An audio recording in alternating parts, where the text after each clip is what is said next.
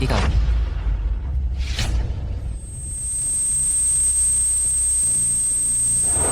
Ang asawa ni Tian Yao ay si Chin, ang pangatlong dalaga ng pamilya. Ang relasyon natin, Hindi pwedeng ilantad. kaya kailangan mong mamatay. Mga taksil. Bigyan mo pa ako ng isa pang pagkakataon. Sisiguraduhin kong pagbabayaran nyo to. Ganito kakitang bitag, hindi mo pa rin nakita. Akala ko nga hanggang mamatay ka, hindi mo pa rin malalaman. Ibibigay ko hitsura ng kamatayan niya na parang nagpakamatay dahil sa kasalanan. Ang pangalan ko ay Lin Feng, dating project manager ng Yaoyang Group. Dahil sa aking kapabayaan, nakapirma ako sa isang kontratang tagilid.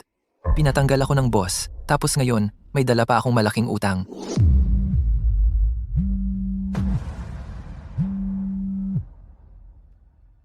Hello?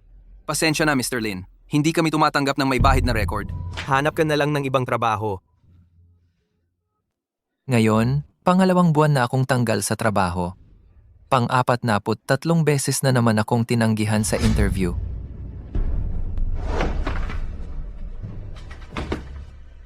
Anong nangyayari? Sapatos, tungambos. Ganito kakitang bitag, hindi mo pa rin nakita. Kapag hindi mo naabot ang target, ibenta mo pa buong kumpanya. Hindi pa rin sapat pambayad sa penalty. Alam mo ba yon?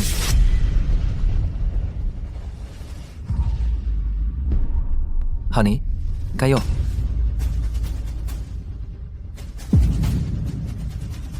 Babe, bakit ka bumalik?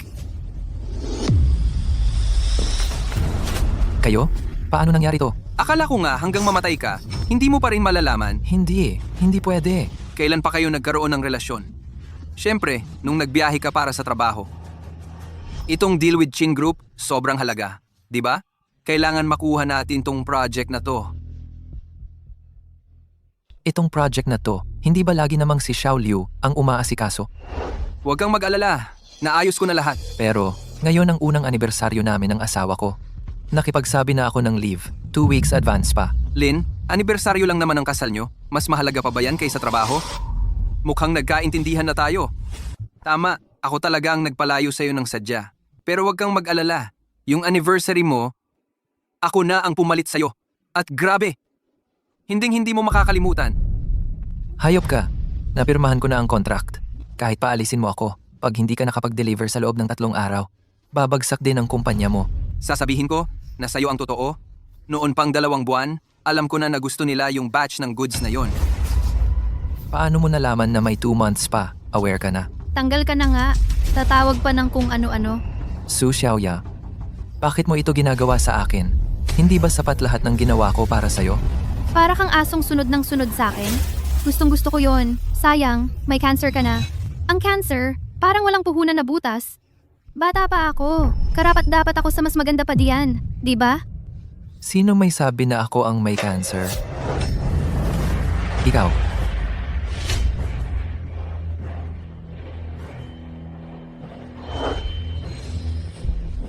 Ang asawa ni Tian Yao ay si Chin, ang pangatlong dalaga ng pamilya. Meron silang prenup na pinirmahan. Ang relasyon natin, hindi pwedeng ilantad. Kaya, B, kailangan mong mamatay. Tian Yao, para sa'yo, pati asawa ko pinatay ko na. Baby, huwag kang mag-alala. Ibibigay ko hitsura ng kamatayan niya na parang nagpakamatay dahil sa kasalanan. Tapos, ililipat kita sa kumpanya, gagawin kitang personal assistant ko. Sa ganitong paraan, tayong dalawa, pwede na araw-gabi magkasama. Ang sama mo talaga.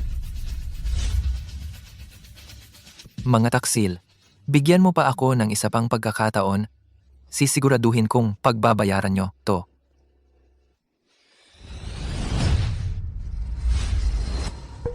Ako, hindi ba patay na ako?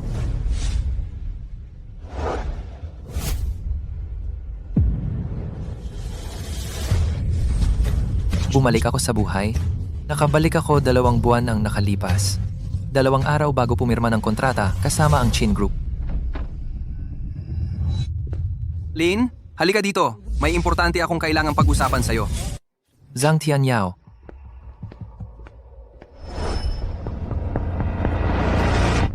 Lin, bakit parang lutang ka?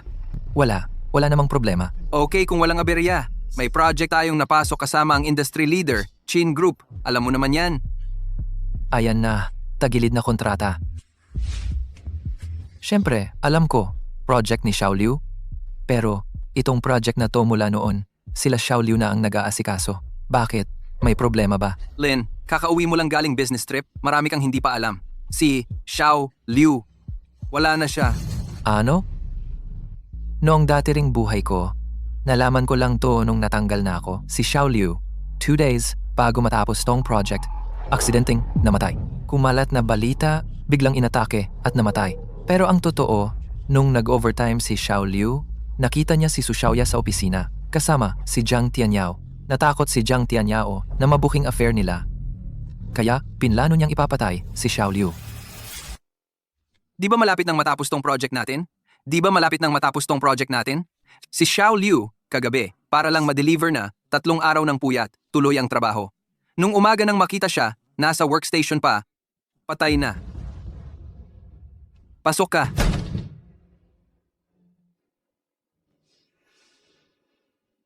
Boss, tapos na ang investigation sa work accident claim. Tayo raw may 90% na pananagutan. Kailangan nating magbayad ng 1.2 million. Sira ulo ba yon? Isang trabahador lang, worth na ng 1.2 million? Itong 1.2 million, pang down na yan sa ikatlong batch ng goods ko. Boss, ready na ang pera para sa 1.2 million? Gusto nyo bang ilabas na? Hindi ko babayaran. Walang kwenta. I-transfer na lang agad lahat kay Boss Lee. Bayaran yung pagkakautang natin noong isang buwan. Si, po. Laolin, nakikita mo naman isang buong hapon, hindi talaga ako nakapahinga. Ano ba naman to? Tao naman. Sana kung kailan namatay, hindi ngayong timing na to. Tsaka yung project na hawak mo. Sa makalawa na pipirmahan yung final contract. Ang kumpanya natin, kung makakapalag tayo ngayong pagkakataon, pwede nating sabihin, dito na magdedesisyon kung makaka-breakthrough tayo. Yung ibang tao, hindi ko talaga mapagkakatiwalaan. Kaya kailangan ikaw mismo ang mag-handle nito. Pero, kung hindi nating ibibigay yung bayad kay Xiaoliu, ano na mangyayari sa nanay niya? Single parent si Xiaoliu. Mula pa nung bata, yung nanay lang niya ang nagpalaki sa kanya. Tapos, parang ayaw pa makisama ng tadhana. 3 taon na ang nakalipas na diagnose na may kidney failure ang nanay ni Xiaoliu. Kailangan agad ng pera para sa operasyon.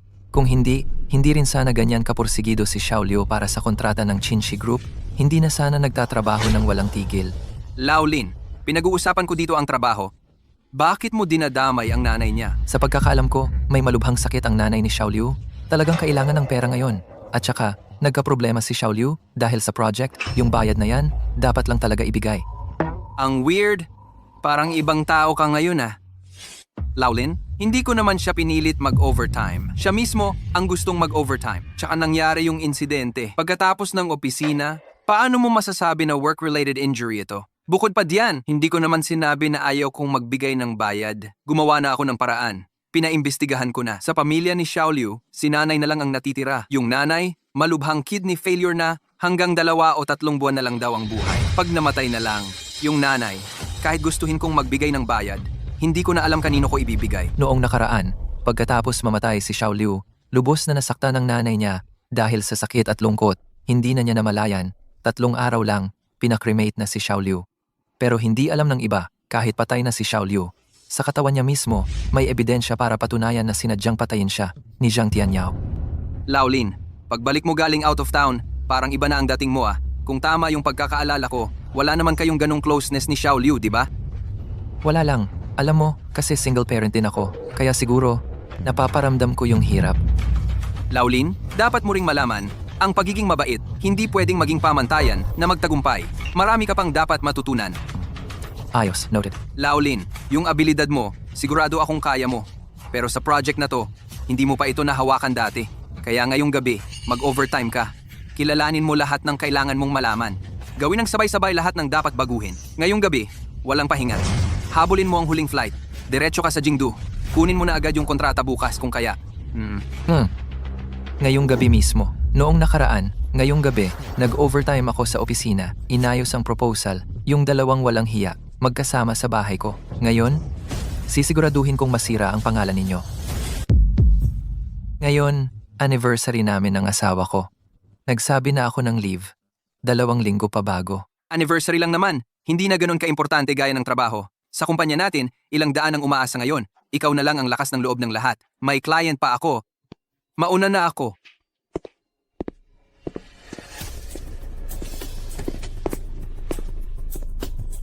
Mukhang kailangan kitang bigyan ng malaking sorpresa. Kung hindi, paano ko mapapatunayan yung tiwala mong binigay sa akin? Sa oras na to, ikaw at si Su Xiaoya, hindi ko talaga kayo palalagpasin.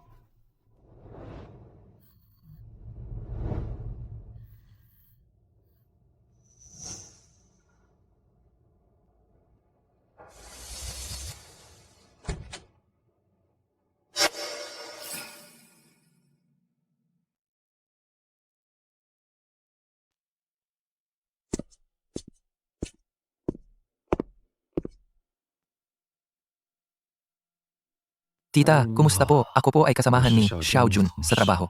Alam ko po kayo. Kayo po ang boss ni Xiao Jun. Nang may nangyari kay Xiao Jun, nasa labas po ako noon para sa business trip. Hindi po agad ako nakapunta para kumustahin kayo. Bakit ka pa nandito? Sa totoo lang, isa lang din naman akong mamamatay na hindi ko kayo kaya, hindi ko rin kaya mas tumagal pa. Wala na si Xiao Jun, wala na ring silbi ang buhay ko. Ayoko ng pera nyo bilang kabayaran. Tita, wag po kayong mag-isip ng ganyan. Bigyan niyo po ako ng 2 araw. Pangako, yung kabuoang 1.2 milyon na bayad, walang bawas. Dadalhin ko po mismo sa inyo. Isa pa, tutulungan ko po kayong makahanap ng angkop na pinagmumulan ng bato. Kailangang mabuhay po kayong maayos. Nakikiusap po talaga ako sa inyo. Wala na po akong ibang hiling. Huwag nyo na lang po kaming balikan ulit dito. Tita, hindi ko po kayo niloloko. Ang pagkamatay ni Xiao Jun ay hindi aksidente. Huwag po kayong mawalan ng pag-asa. Hindi po ba kayo gustong kayo mismo ang uhuli sa pumatay kay Xiao Jun at iganti siya? Ano? Ano daw ang sinabi mo? Sinasabi ko po, ang pagkamatay ni Liu Hongjun ay hindi aksidente. Ang boss po namin, naglagay ng pampagising na gamot sa inumin ng kumpanya. May congenital heart disease si Xiao Jun.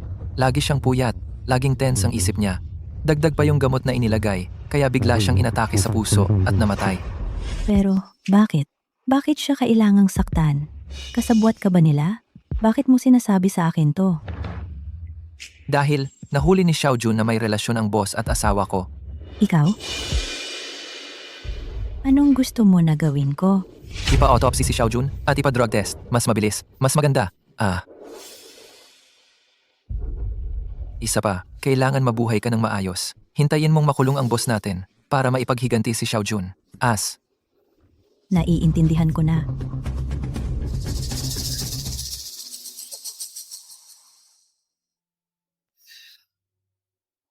Narito ang 50,000.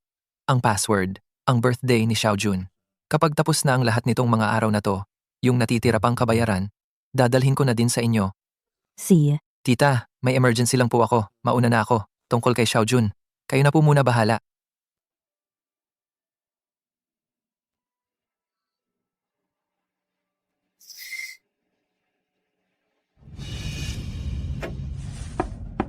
Pasok?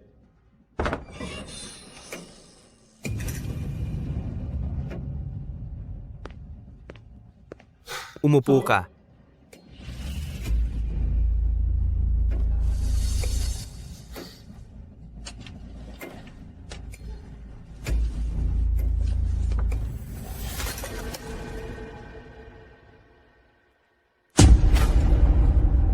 Tatlong linggo ng buntis si Su Xiaoya. Pero sa totoo lang, lagi akong pinapadala ni Zhang Tianyao sa out of town. Mahigit 2 buwan na. At nitong mahigit 2 buwan na to, hindi ko naman kasama sa kama si Su Xiaoya. Ginoong Lin, 5 araw ang nakalipas. Nagpa-check up sa ospital ang asawa nyo. Pero yung lalaking kasama niya noon, hindi ko po kilala. Ha? Ito ba yung lalaki? Siya nga, may lakad po kasi ako noong mga araw na yon, kaya pinaasikaso ko kay assistant ko yung asawa ko. May isa pa po akong sasabihin na kailangan nyo paghandaan. Nadiskubre namin na mayroong rectal cancer ang asawa nyo. Kakapasok lang sa late stage. Sa loob ng 1 buwan, magsisimula ng kumalat ang cancer cells. Pinakamalayo, 2 buwan, magmamanifest na ang sakit. Ang bait-bait mo sa akin para kang tuta. Tuwang-tuwa naman ako.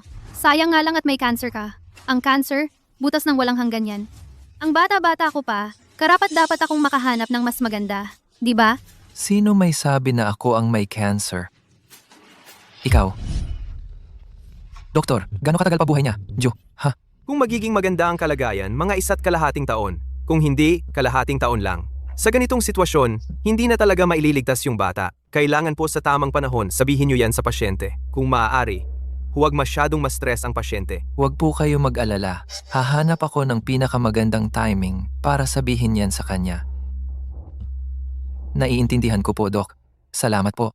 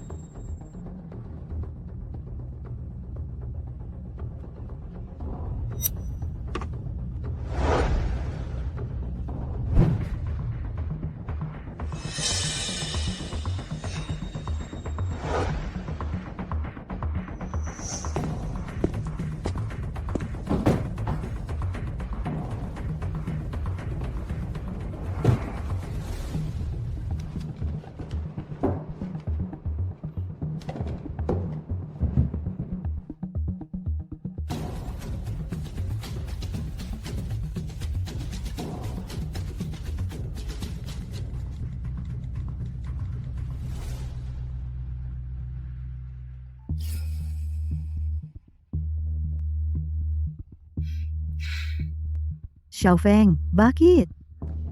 Ma? Yung anniversary namin ni Xiaoya, nasa out of town pa ako nun. Di ako makakauwi. Nagpabook na ako ng bulaklak at cake. Paki-deliver na lang po sa bahay. Surprise ko, yun, kay Xiaoya. Walang problema anak. Kailan ba yan? Nagtanong na ako kay Xiaoya. Hanggang alas 8 daw siya sa opisina ngayon. Basta bago mag-8, dumaan na po kayo. Ay naku, sige, sige. Xiaofeng, ang bait mo kay Xiaoya. Kahit sobrang busy sa trabaho, naaalala mo pa ring anniversary nyo. Huwag kang mag-alala ha. Alis na ako ngayon din. Pasensya na, Ma. Abala sa inyo. Pagbalik ko galing sa out of town, may pasalubong po ako sa inyo. Lahat ng dapat ihanda, na-prepare ko na para sa inyo. Huwag nyo naman sana akong biguin. Naalala ko nung nagdaang buhay ko, bago ako mamatay, narinig ko pa, asawa pala ni Zhang Tianyao, ang ikatlong anak ng pamilya Qin Group. Zhang Tianyao, ano nga ba ang pinanggalingan mo? Naalala ko na. Ibig sabihin, si Zhang Tianyao ay tao din ng pamilya Zhang?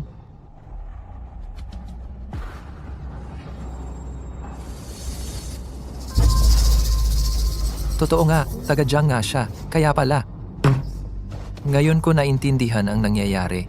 Matagal nang may chismis tungkol sa pamilya Qin. Ang panganay at ang ikatlong anak na babae ng Qin, nag-uunahan maging tagapagmana ng Qin Group. Si Qin Yiran, ang panganay, maganda at matalino. Mag-isa niyang binuhat ang kalahati ng negosyo ng pamilya Qin. Pero dahil tumanggi siya sa arranged marriage, napilitan siyang sumunod sa pamilya. Dala-dala ang hinanakit niya at sakit ng loob. Pero si Qin Xiaoyao, kulang pa sa kakayanan. Hindi niya mapantayan ang panganay. Kaya itong pagkakataon na to, si Qin Xiaoyao nagbigay ng impormasyon kay Zhang Tianyao, nagkampihan sila sa loob at labas para bulagain si Qin Yiran ng hindi handa. Mahal? Mahal? Nandyan ka na ba? Mahal?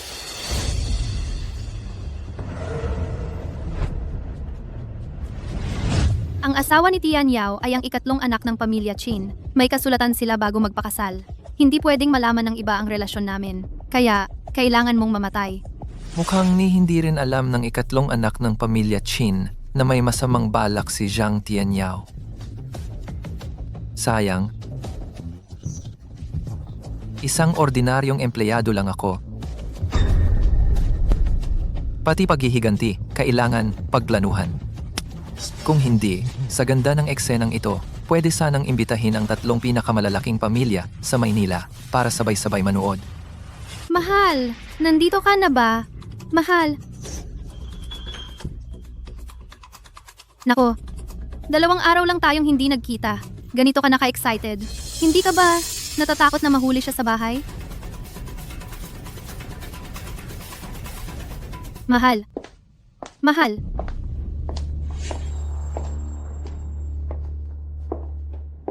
Mahal naman. Mahal.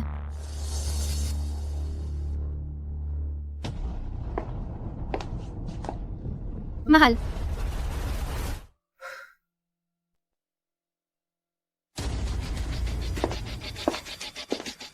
Huwag kang mag-alala, babe. Si Lin Feng na tanga na yon. Nasa opisina pa siya. Nag-overtime pa. Mamaya konti. Sasakay pa siya ng eroplano. Pupunta pa ng Jingdu para makipag-meeting. Sa 2 araw na to, walang istorbo sa atin. di sa 2 araw na to, dapat kasama kita araw-araw. Sige, walang problema.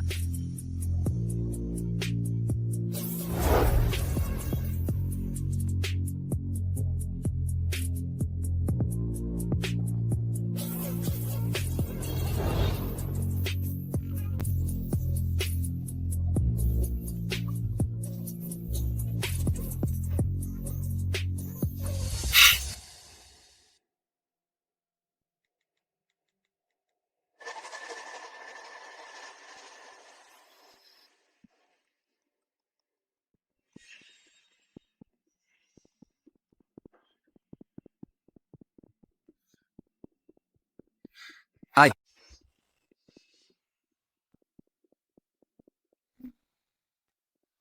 Uy, babe. Di ba sabi mo, ngayong gabi ka na babalik galing business trip? Bakit ang late mo pa? Di ka pa rin nakakauwi. May biglaang problema sa office. Hindi ako makakauwi ngayon. Bakit na naman may aberya? 2 buwan na kitang hindi nakikita. Hindi pwedeng bukas ka na lang magtrabaho?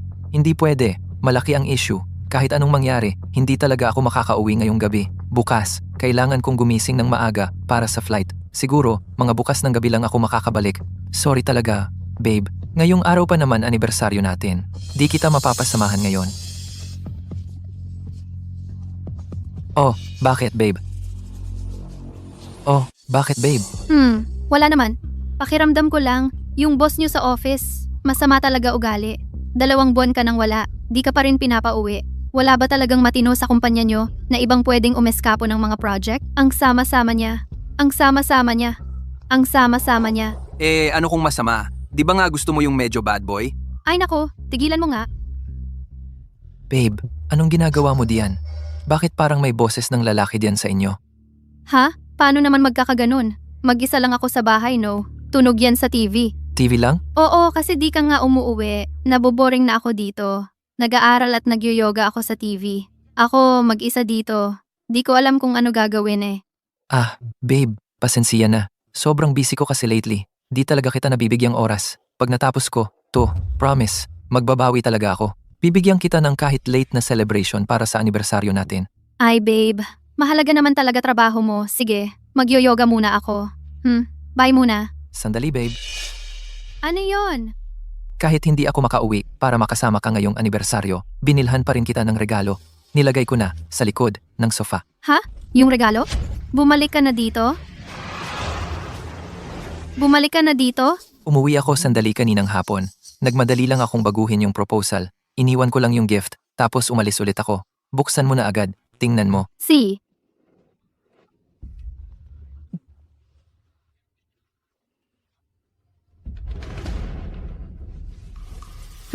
Babe. Ikaw pa, niregaluhan mo pa ako ng ganito. Kumusta naman? Gusto mo ba, babe? Sobra? Gusto ko? Naghahanda na tayo halos kalahating taon. Tama lang na magkaroon na ng progress. Ay nako. Babe, anong tunog yun? Wala yon babe. Hinimas-himas ko lang yung gift mo. Gustong gusto ko siya. Sige na, sige na. Ituloy mo na yung trabaho mo.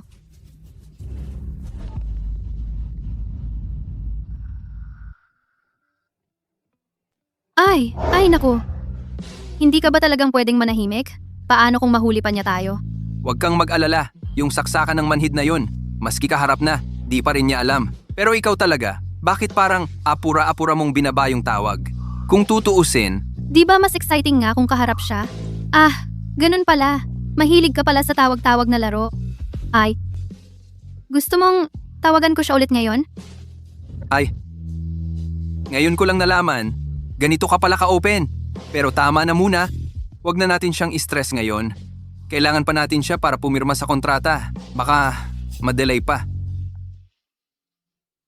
So, gusto mo ba tong damit na to? Bigay pa to ng asawa mo sa'yo. Sigurado ka ba na gusto mo suotin to para sa akin? Regalo niya yan, syempre, kung gusto kong suotin para kanino. Ako na bahala kung kanino ko ipapakita. Pero ako, mas gusto ko pa rin talaga yung ako mismo ang kumikilos.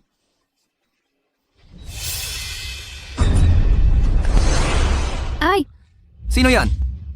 Ay, Sino yan? di ba sabi mo, hindi na uuwi si Lin Feng? Dali, magtago ka. Paano ko naman malalaman? Dalian mo. Bilis, pasok, pasok.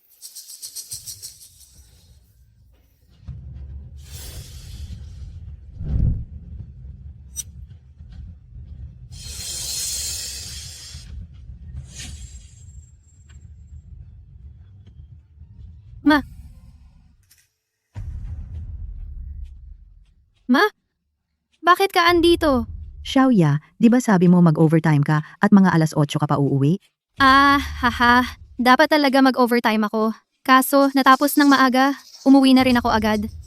Ma, ikaw naman, bigla kang pumunta, di man lang nagsabi, nagulat tuloy ako. Di ba ngayon anniversary nyo ni Lin Feng? Busy si Lin Feng sa trabaho, kaya hindi siya makauwi ngayon. Nag-order siya ng bulaklak at cake. Ako daw magdala dito. Gusto ka nga niyang isurprise. Di ko lang akalain na maaga ka uuwi. Pero bakit ka parang kabado? Tapos bakit naka-off pa ang ilaw sa bahay?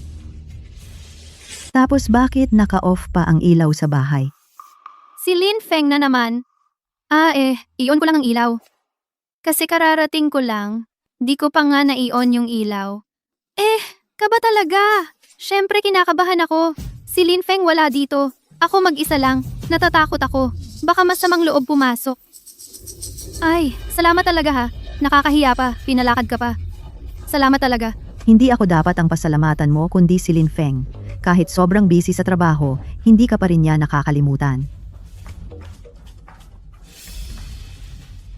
Oo na. Mamaya tatawag ako para magpasalamat sa kanya. Alam ko si Xiao Feng hindi talaga mahilig sa kulay brown. Bakit bumili siya ng brown na sapatos?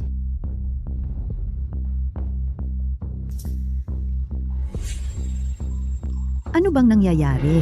Bakit parang may kakaiba kay Xiaoya?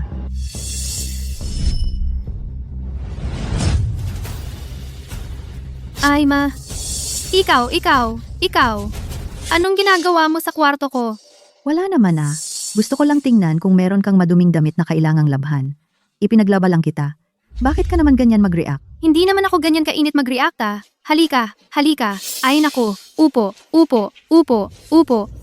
Ano kasi? Iniisip ko kasi baka napagod ka sa biyahe mo, kaya gusto kong bigyan ka ng tubig. Yung mga damit na yon, kung mag-isa lang naman ako dito sa bahay, ako na lang maglalaba kapag wala akong ginagawa. Tapos, si Xiao Feng palaging nasa out of town. Bihirang umuwi. Si Xiaoya, bagong kasal pa lang, bagong misis. Nagsinungaling kay Xiao Feng na mag-overtime, pero mag-isa lang sa bahay. Halain daliang bahay ah. Halain daliang bahay. Hindi pa maayos ang suot. Halatang nerbiyoso. May sapatos pa sa pintuan na hindi mukhang kay Xiao Feng. Tapos bantay pa ng kwarto, ayaw magpapasok. Si Xiaoya ba na ito? Baka naman may nililihim na si Xiaoya? Ay naku. Anong nangyari sa iyo ma? Kuha kita ng tuwalya.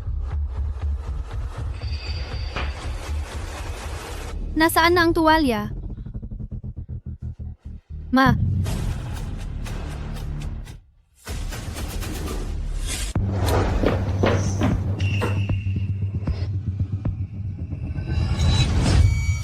Ma, anong ginagawa mo? Ma.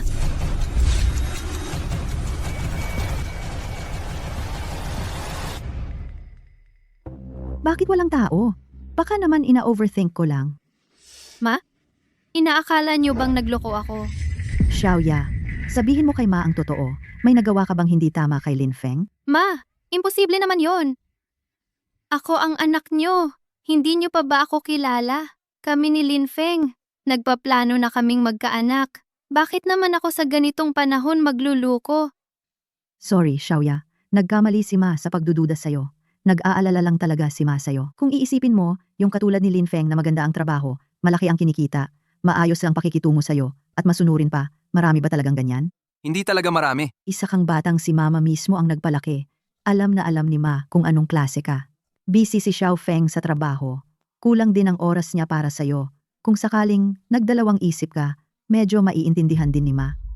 Ma, anong ibig mong sabihin? Ma? Anong ibig mong sabihin? Hindi mo pa ba gets kung anong ibig sabihin ni Ma? Kung talagang nag-a-interest ka sa iba, dapat maging maingat ka. Kilalanin mo munang mabuti ang tao. Huwag kang basta makuha ng isang mas mababa pa kay Lin Feng. Ang mga babae, dapat laging iniisip ang sariling kinabukasan. Dapat may nakareserba kang plano. Naiintindihan mo ba? Yang ganyang pag-iisip, talagang mana sa nanay at anak. Pareho kayong marunong mag-isip. Ngayon alam mo na ang ibig sabihin ni Ma. Sabihin mo sa totoo kay Ma, may iba ka ba talaga sa labas? Totoo ba to? Sabihin ko ba o hindi? Baka naman lahat ng pagpapakita ng nanay ko ng pagkagusto kay Lin Feng, puro palabas lang. Nakakapanibago.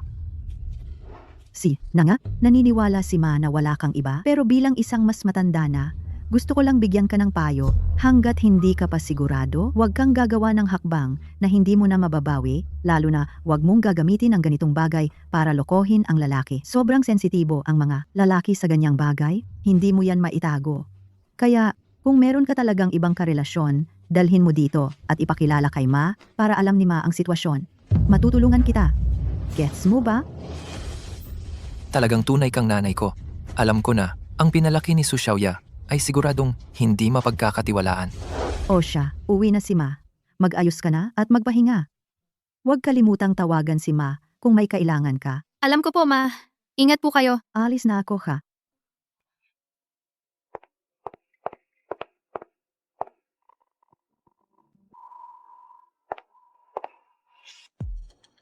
Bakit parang ngayon ko lang nakilala ang nanay ko? Teka lang. Tulad ko rin siya. Baka dati ang nanay ko. Umalis na? Umalis na. Hay nako, buti na lang mabilis akong nakaisip. Pero baby, dapat magkaklaro tayo. Lahat ng atin, lihim lang dapat. Hindi dapat malantad ha? Alam ko naman, pero parang nararamdaman ko. Alam na ni Ma. Sigurado ka? Hindi sigurado, ramdam ko lang. Kung sakali talagang hindi na pwede, bukas sabihin mo na lang kay Ma lahat. Totoo. Kahit nga nakakatakot at nakaka-excite ang paglihim, masyadong delikado rin. Bukas, pagkatapos pirmahan ni Lin Feng ang kontrata, sisantihin ko na siya. Sa oras na yun, hihiwalayan ko na siya. Matagal na akong may hawak na divorce papers. Bukas magdi-divorce na talaga kami. Ibig sabihin, ngayong gabi, huling gabi mo na bilang asawa ni Lin Feng na makipaglaro sa akin. Kailangan mag-enjoy tayo ngayong gabi. Ay naku! Sobrang kinabahan ako kanina. Pinagpawisan pa ako. Maliligo muna ako. Tapos isusuot ko ito para sa'yo.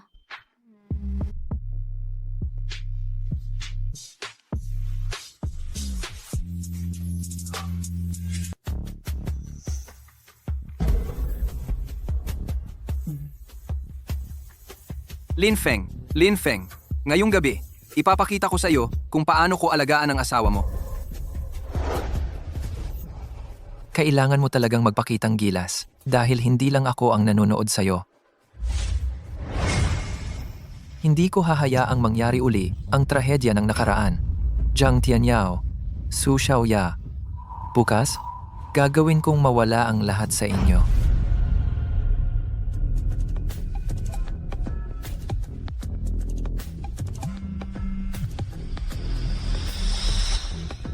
Pasensya na, oras ng pahinga ni Chinzong. Hindi siya tumatanggap ng business proposals ngayon. Kung may importanteng bagay, sabihin niyo na lang bukas ng alas 8 ng umaga. May dala akong balita na pwedeng mapaupo ang Chinzong nyo bilang chairman ng Chin Group. Mahalaga itong pag-uusapan. Pakisabi na lang. Ano raw? Sabi ng nasa telepono, may alam siyang paraan para maging chairman kayo.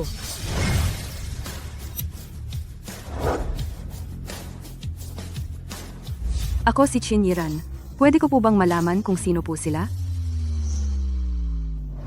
Ako si Lin Feng, General Manager ng Haishi Yaoyang Group. Ang Qinshi Group ay mag-announce bukas ng bidding para sa proyekto ng Silicon Crystal Panel. Ang proyektong ito ay kakasubmit lang din sa loob ng Qinshi Group noong umpisa ng buwan. Ayon sa alam ko, ang kumpanya natin 2 buwan na ang nakalipas, alam na ang buong detalye ng proyekto. Hanggang ngayon, ang kumpanya natin nakapag-produce na ng 30% ng total na stock na kayang gawin. Paano mangyayari yon? 2 buwan pa lang. Noong time na yon, kakasimula pa lang ang project? At mga top-level executives lang ng Chin ang nakakaalam. Paano nalaman ng isang kumpanyang nasa malayo, sa Haishi? Ibig mo bang sabihin, Mr. Lin, akala mo ba may taga Chinshi Group na nag-leak ng info ng maaga? Tama. Mr. Lin, malaking bagay ito. Kung walang ebidensya, hindi ko basta-basta paniniwalaan ang sinasabi mo. May ebidensya ako syempre.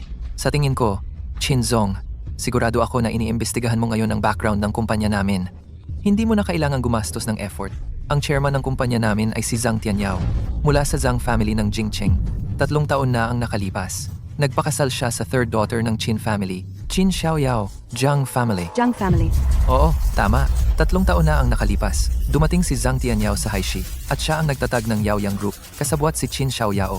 Maraming magagandang resulta ang nalikha nila. Sa palagay ko, mas alam mo yan, Miss Qin, kesa sa akin. Bakit mo ako tinutulungan? Kasi kailangan ko rin ng tulong mula kay Chinzong. Sasakay ako mamaya sa evening flight. Bukod doon, darating ako sa kumpanya mo bukas ng 7 a.m. para sa meeting. Sige, bukas ng 7 a.m. Magbibigay ako ng kalahating oras para sa iyo. Walang problema. I-check mo nga para sa akin lahat ng business deals ng Qin Xiaoyao sa Yaoyang Group ng Haishi sa nakaraang 3 taon. Sige.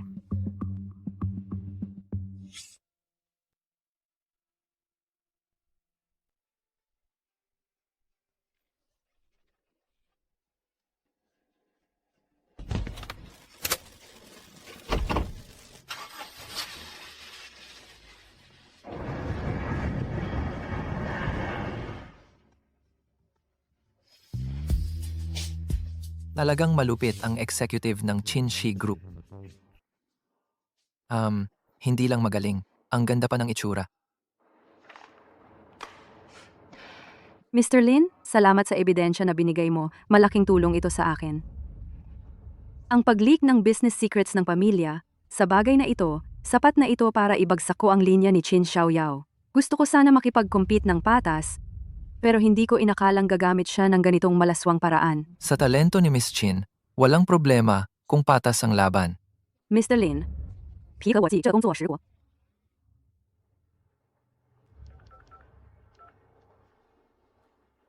Sa totoo lang, may matinding galit ako kay Zhang Tianyao. Ngayon, gusto kong pabagsakin siya, sirain ang reputasyon niya, at gawing walang-wala. Hindi siya ganoon. Itong babae na ito? Oh, siya ang asawa ko. Itong CCTV footage ng V. At saka kahapon, anniversary namin ng kasal. 1 taon na.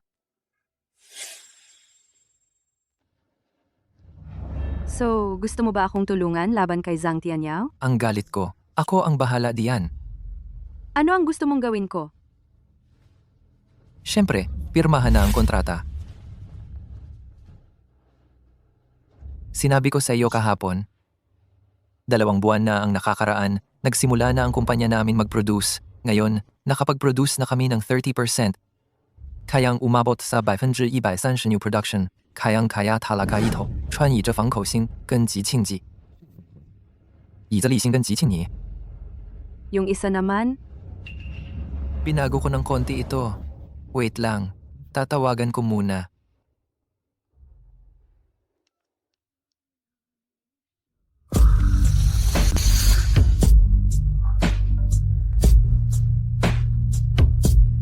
Hello? Sino to? Boss, nagka-problema po ang kontrata natin. Pagdating sa pirmahan ng kontrata, ipasign mo siya sa kontratang may dagdag na 30%. Anong naging problema? Sa kabuuang halaga ng kontrata, hindi tugma sa plano natin. Malapit ng madagdagan. Kahit gaano pa ang dagdag, kailangan mong pumirma. Ikaw na bahala makipag-usap sa kanila tungkol dito. Tandaan mo ha, mas mataas ito kaysa nung sa Guoshi XC Anfu. Pero siya. Walang pero. Kailangan makuha mo yan.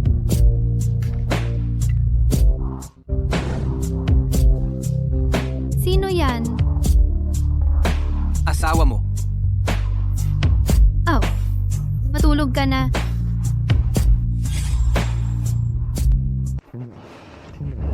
Sabi ng boss namin mismo, Kahit gaano pa ang dagdag, papirmahan. Grabe ka talaga, matindi ka. Matindi ako? Galing sa kanya lahat to.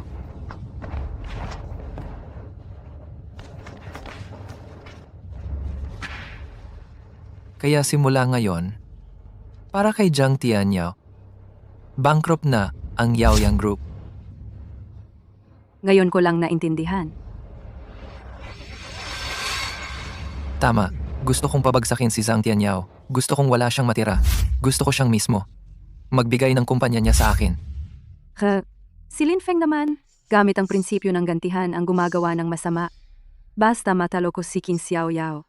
Pwede kong ipawalang bisa ang kontratang may 1,000% kapasidad kahit kailan. Sir Lin, ang laki ng pustahan mo ah. Nakadepende sa akin ang panalo mo o talo. Hindi ka ba natatakot na traidurin kita at saktan ka pa lalo? Naniniwala akong hindi ako bibiguin ni Miss Chin. Masayang makatrabaho, Sir Lin. Masayang makatrabaho.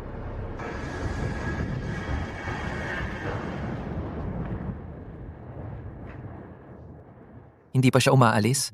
Isang araw at gabi na siyang nandito. Grabe, ang galing niya magpagulo.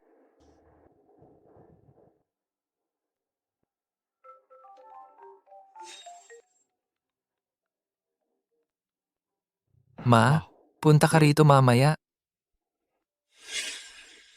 Xiaofeng, bumalik ka na. Ma, punta ka rito mamaya. Bakit, Xiaofeng? Narinig ko sa boses mo, parang may nangyari. Si Su Xiaoya nagloko. Gusto ko siyang hiwalayan. Xiaofeng, sigurado ka ba? Si Xiaoya, yung bata? Niloko ka niya. Sige, suportado kita. Ang bait mo sa kanya, tinuturing mo siyang parang Diyos. Pero niloko ka pa rin niya. Dapat lang maghiwalay. Ma, pagpunta mo dito, tulad ng usapan, magkunwari ka. Sabihin mo na may cancer ako.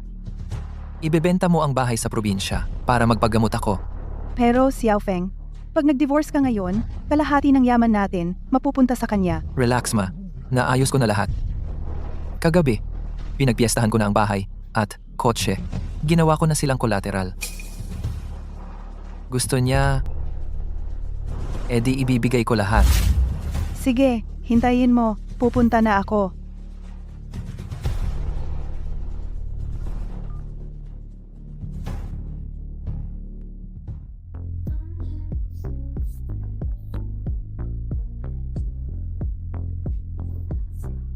Honey, bakit?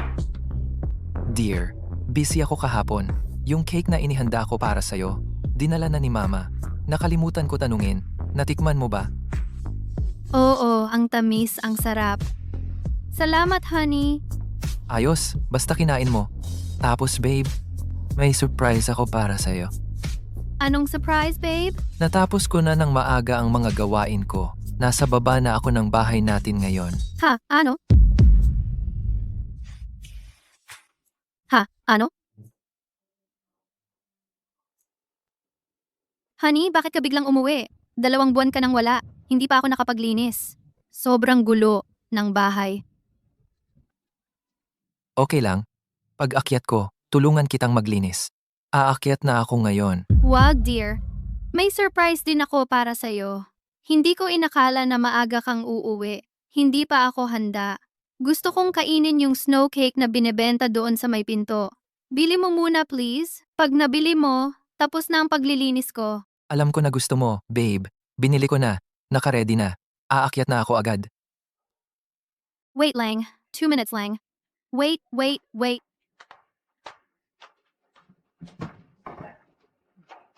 Babe? Hindi mo kailangang maghanda ng surprise para sa akin. Pinaka-importanting bagay. Hintayin mo ako. Malapit na ako. Ay hindi, mali. Bilisan mo, lumabas ka. Bawal dito. Dito lang, pag bumaba ka, madedeskubre ka. Ay nako, ang dami mong sinasabi. Mabilis, pumasok ka na. Mamaya, hihintayin kita at pupigilan ko siya. Samantalahin mo ang oras mo. Tumakbo ka agad. Narinig mo ba? Dahan-dahan. Baka tamaan ang mukha ko.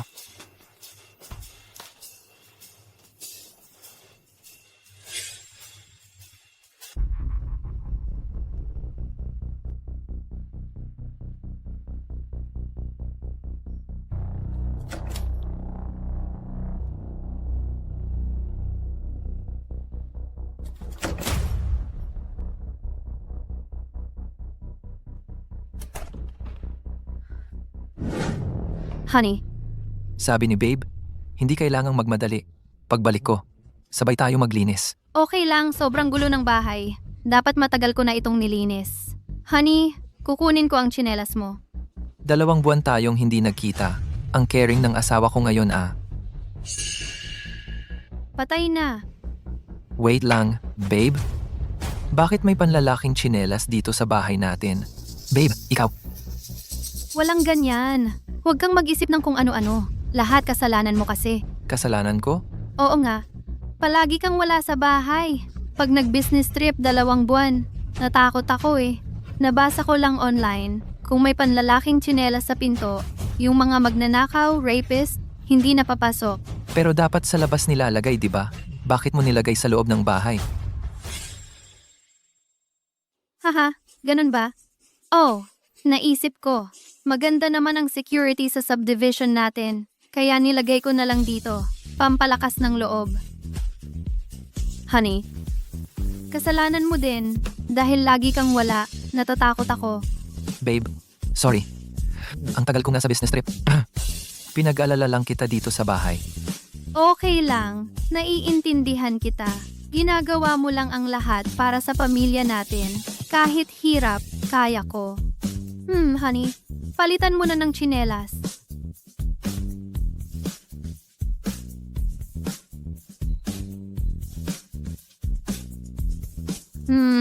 Honey pagod ka buong araw. Ihahanda kita ng tubig. Inom ka muna. Inom ka muna ng tubig. Oo, mahal. Ikaw lang mag-isa. Naubos mo ang ganitong kalaking cake? Alam mo naman ako, babe. Mahilig talaga ako sa cake. Isang buong araw akong hindi kumain ng kanin ngayon. Cake lang talaga kinain ko. Oo nga naman. Teka lang. Bakit may 2 plato dito? Mahal, may bisita ba tayo dito sa bahay? Ay nako, nakalimutan mo ba? Ikaw mismo ang nagsabi kay mama kahapon na magdala ng cake at bulaklak. Sabay kaming kumain ng cake. Grabe ka talaga, nakakaloko ka. May diabetes si mama. Nagpakatotoo ka ba? At pinakain mo siya ng cake? Ay nako, sinabi ko rin naman sa kanya. Sinabihan ko siyang huwag kumain. Pero siya pa rin, pilit niyang sinabing konti lang daw. Ayos lang. Tama naman, konti lang daw, ayos lang.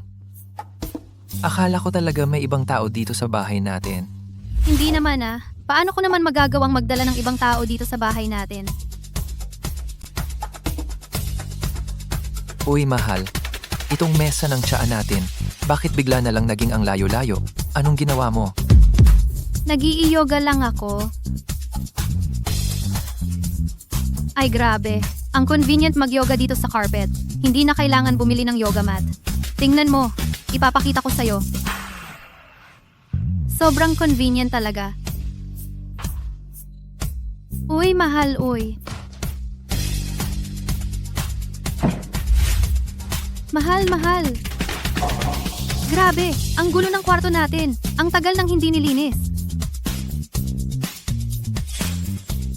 Ay nako, nakabukas ang aircon, pero hindi sinisara ang bintana. Tapon sa kuryente yun. Pero masyado nang matagal yung aircon. Dapat talagang isara na ang bintana. Mahal, naamoy mo ba? Parang may kakaibang amoy Mukhang galing sa ilalim ng kama. Wala naman, mahal. Ayan. Noong nakaraang linggo pa naamoy ko yan. Plano ko sanang magpa-home service para linisin. Nakalimutan ko lang kasi sobrang busy ko. Haha, nakalimutan ko dahil sobrang busy. Pero hindi naman parang panis ang amoy. Parang amoy bulaklak ng silan. Uy, mahal, wag. Wag. Mahal, bakit parang natatakot ka? Baka naman, may iba kang lalaki? Yung lalaki, nagtatago ngayon sa ilalim ng kama? Grabe, kailan pa ako naging ganito kahangal? Lin Feng, maghintay ka lang. Balang araw gagantihan kita.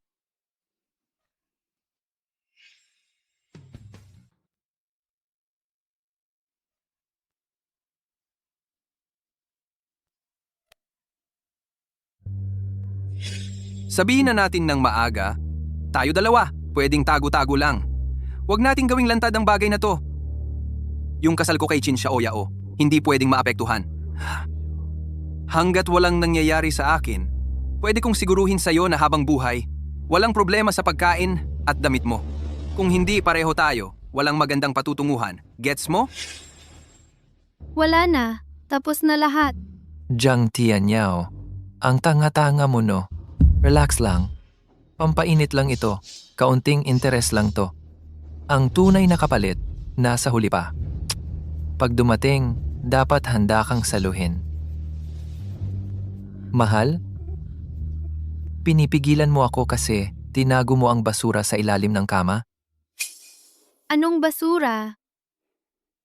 2 buwan lang akong nawala. Ganito na agad ang nangyari sa bahay mo. Lahat ng basura, sa ilalim ng kama mo nilalagay. Kung walang amoy, dapat ka nang magtaka. Oo. Sorry. Mahal. Sorry talaga. Takot lang ako isipin mo na ang arte-arte ko. Kaya ako kinakabahan. Hindi ko na uulitin. Ayang baho? Bukas, huwag kalimutan tumawag ng tagalinis na mag-aayos dito.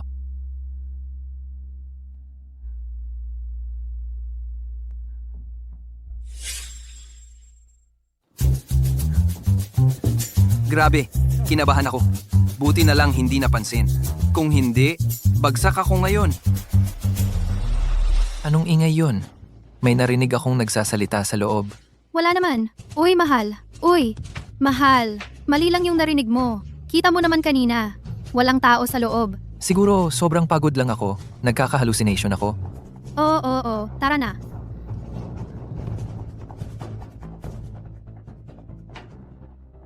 Linfeng, gago ka. Bahala na. Mahal? Nagduda ka ba na may iba ako? Uy, mahal. Mahal, sorry talaga. Sobrang busy ko lately. Ang hirap bumalik. Tapos, pinag-isipan pa kita. Tunay kitang mahal, kaya nag-aalala ako sa'yo. Oo. Mahal, gets kita. Hindi na natin pag-usapan yon. 2 buwan na tayong hindi nagkita. Namiss mo ba ako? Siyempre, namiss kita. Pag may break ako, ikaw agad ang naiisip ko. Kung hindi, paano ko agad naisip na umuwi? Mahal? Simula ngayon, araw-araw kitang sasamahan. Anong hindi ka naaalis? Oo nga, ayaw mo ba akong makasama? Wala, hindi naman ganon. Hindi na natin pag-usapan yon. Mahal? 2 buwan na tayong hindi nagkita. Ang tagal na nating hindi nagkakapiling. Mahal, ayaw mo ba akong makita ha? Wala naman, mahal. Nagkataon lang na matagal tayong hindi nagkita. Tapos bigla kang naging malambing. Nagulat lang ako. Anong nakakagulat doon? Ako naman ang asawa mo.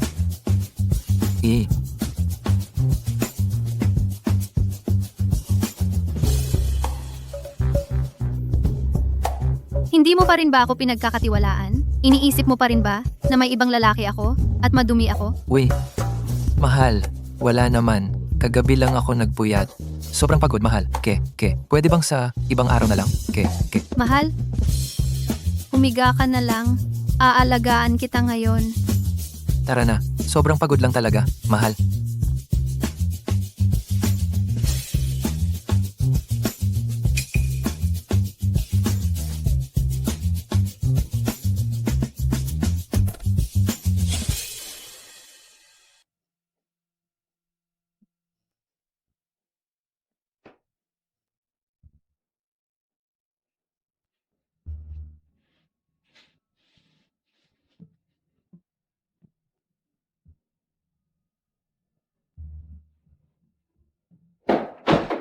Anong nangyayari? Parang may naririnig akong gumagalaw sa pinto. Uy, mahal.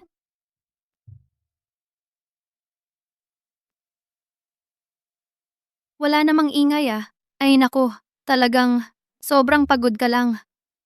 Pwede naman, magpahinga muna bago natin ulitin.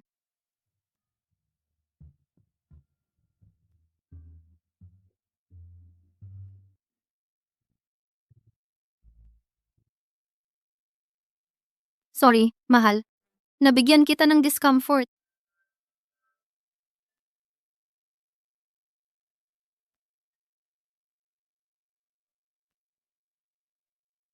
Mahal, anong nangyari sa'yo? Bigla ko lang naisip, sobrang makulit ko pala. Ang ganitong bagay, hindi pwedeng pilitin. Ang bilis mo magpalit ng mood ah. Wala yan, mahal. Ang mahalaga na intindihan mo ako. Ay, oo nga pala, mahal. Ano yun? Ano?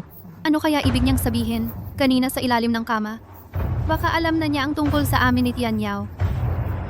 Hindi talaga dapat magsinungaling sa lalaki, lalo pa sa bagay na ganito. Sa ganitong aspeto, sensitive ang mga lalaki. Hindi mo maitago yan. Mahal. Ako, Mahal? Bakit? kung sakaling may mangyari, hindi mo naman ako pababayaan, di ba? Anong ibig mong sabihin? Ano ba talagang gusto niyang iparating? Paano naman mangyayari yun? Nung kinasal tayo, hindi ba nagbitiw tayo ng pangako sa harap ng lahat? Kahit sa kalusugan o karamdaman, kahit sa kahirapan o kasaganaan, dapat nating mahalin ang isa't isa habang buhay. Hindi kailanman mag-iiwanan. Mahal? Ano ba talaga ang nangyayari?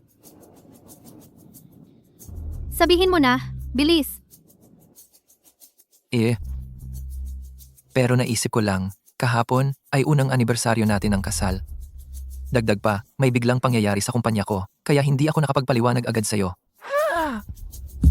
Ang totoo, Mahal, kailangan mong maghanda ng loob.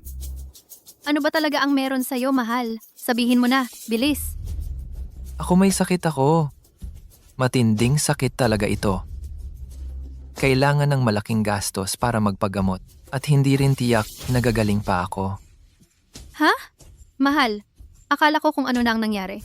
Sakit lang pala yan. Kung may sakit, gagamutin natin. Ngayon, sobrang advanced na ng teknolohiya sa medisina. Kahit anong sakit, kayang mapagaling. Sabihin mo muna sa akin anong sakit yan. Cancer. Ang sakit ko ay cancer sa bituka. Malala na, huli na ang stage. Cancer? Si Lin Feng may cancer daw? Huling stage pa talaga. Ibig bang sabihin nito, ang pinakamalaking banta ko at ni Tian Yao mawawala na? Baka pati kumita ako ng malaki dito. Pero, napaka-coincidence naman. Hindi kaya may daya ang nagaganap? Mahal, kanina sabi mo, hindi mo ako iiwan kahit ano pa mangyari. Na ikaw ang gagamot at mag-aalaga sa akin, na palagi mo kong aalalayan. Mahal, paano ka biglang nagka-cancer? Niloloko mo ba ako? Hindi ko magagawang lokohin ka ng ganito kabigat.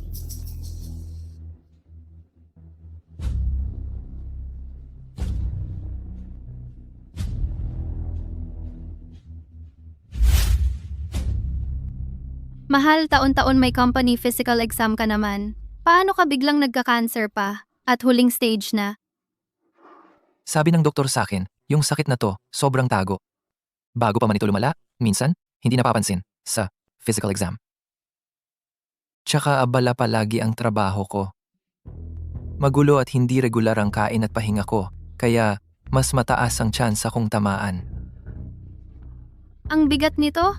Sobrang bigat. Kailangan ko talagang pag-isipan to. Kailangan kong maghanap ng paraan. Hintayin mo lang ako.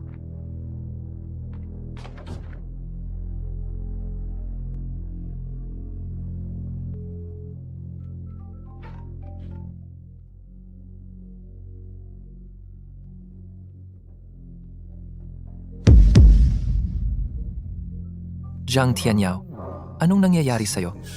Paano ka naging ganito kapabaya? Jiang Tianyao, anong nangyayari sa'yo? Paano ka naging ganyan kapabaya? Anong ginagawa mo?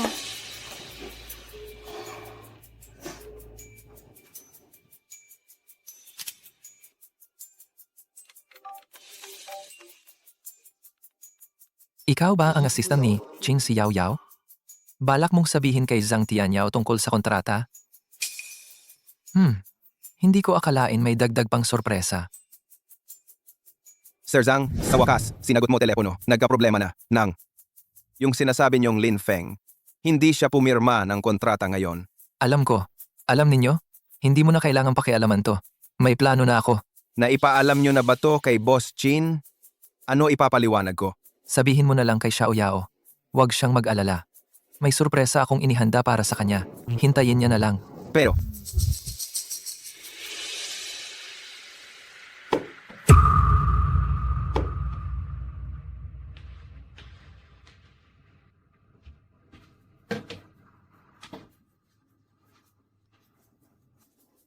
Anong nangyayari dito? Sino ang kausap mo sa telepono?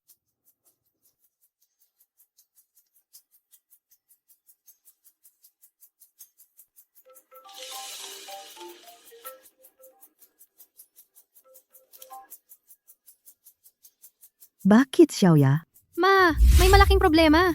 Si Lin Feng, may cancer siya. Dapat dumaan ka muna dito. Ano? Sigurado ka ba, Xiaoya? Totoong totoo. Late-stage rectal cancer. Nakita ko na mismo ang medical report. Xiaoya, yung tinanong sa'yo ni Ma kagabi, kailangan mo nang sumagot ngayon. Sino siya? Ano bang ginagawa niya?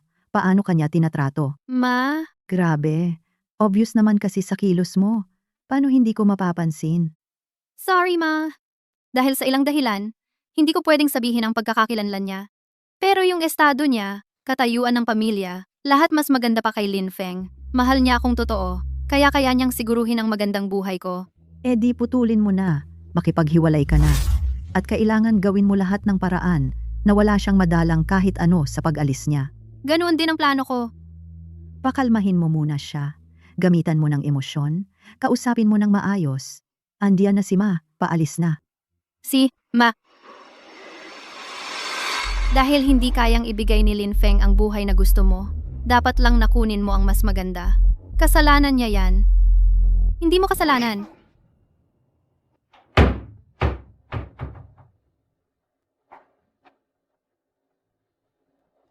Mahal. Mahal, huwag ka munang masyadong malungkot tungkol sa cancer.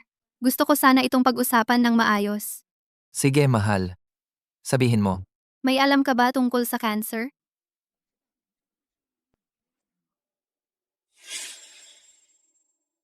Nagpakonsulta na ako sa doktor. Siguro sinabi na sa'yo ng doktor kung gaano kasakit ang gamutang yan. Kailangan ng chemotherapy, mga injection, gamot, at ipapasok pa ang mga tubo sa buong katawan mo. Sobrang sakit ng gamutan sa cancer. Maraming may cancer hindi namamatay sa cancer mismo, kundi sa paghihirap sa panahon ng gamutan. Alam mo ba lahat ito? Alam ko lahat yan, pero gusto ko pa ring subukan.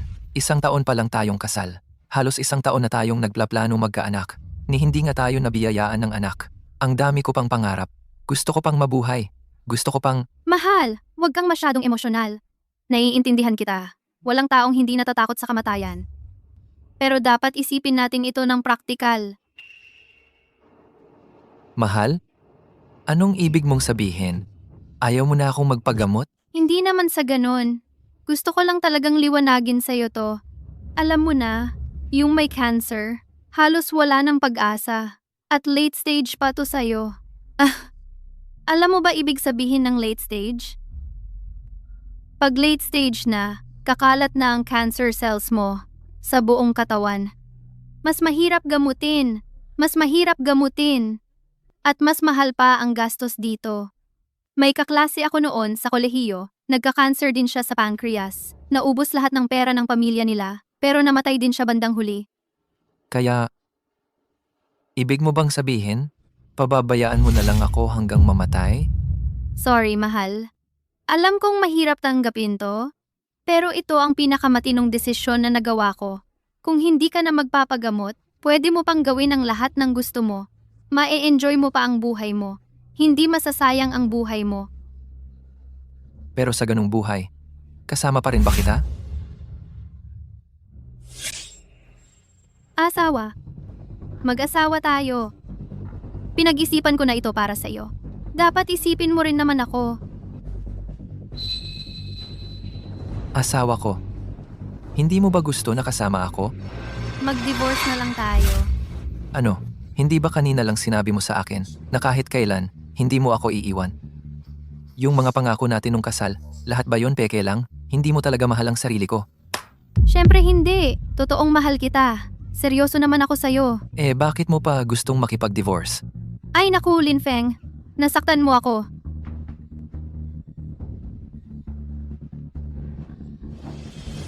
Lin Feng, maghinay-hinay ka. Totoong mahal kita. Kaya ko sinasabi sa'yo ito. Kalma ka muna. Umupo ka. Pakinggan mo muna ang sasabihin ko. Pwede?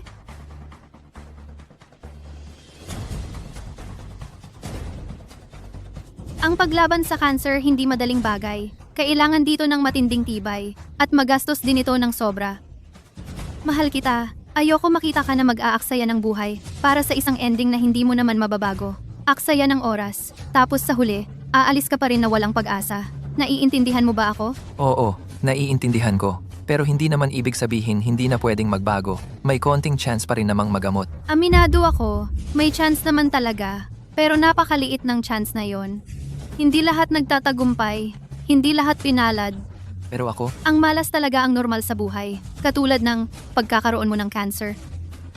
pero tayo, Ay nako, paulit-ulit ko na sinasabi. Totoo ang pagmamahal ko sa'yo. Hindi ko kayang makita kang maghirap. Ayoko rin makita na isinugal mo na lahat. Sa huli, nawalan pa rin ng pag-asa. Maaaring hindi mo maintindihan kung paano kita mahal.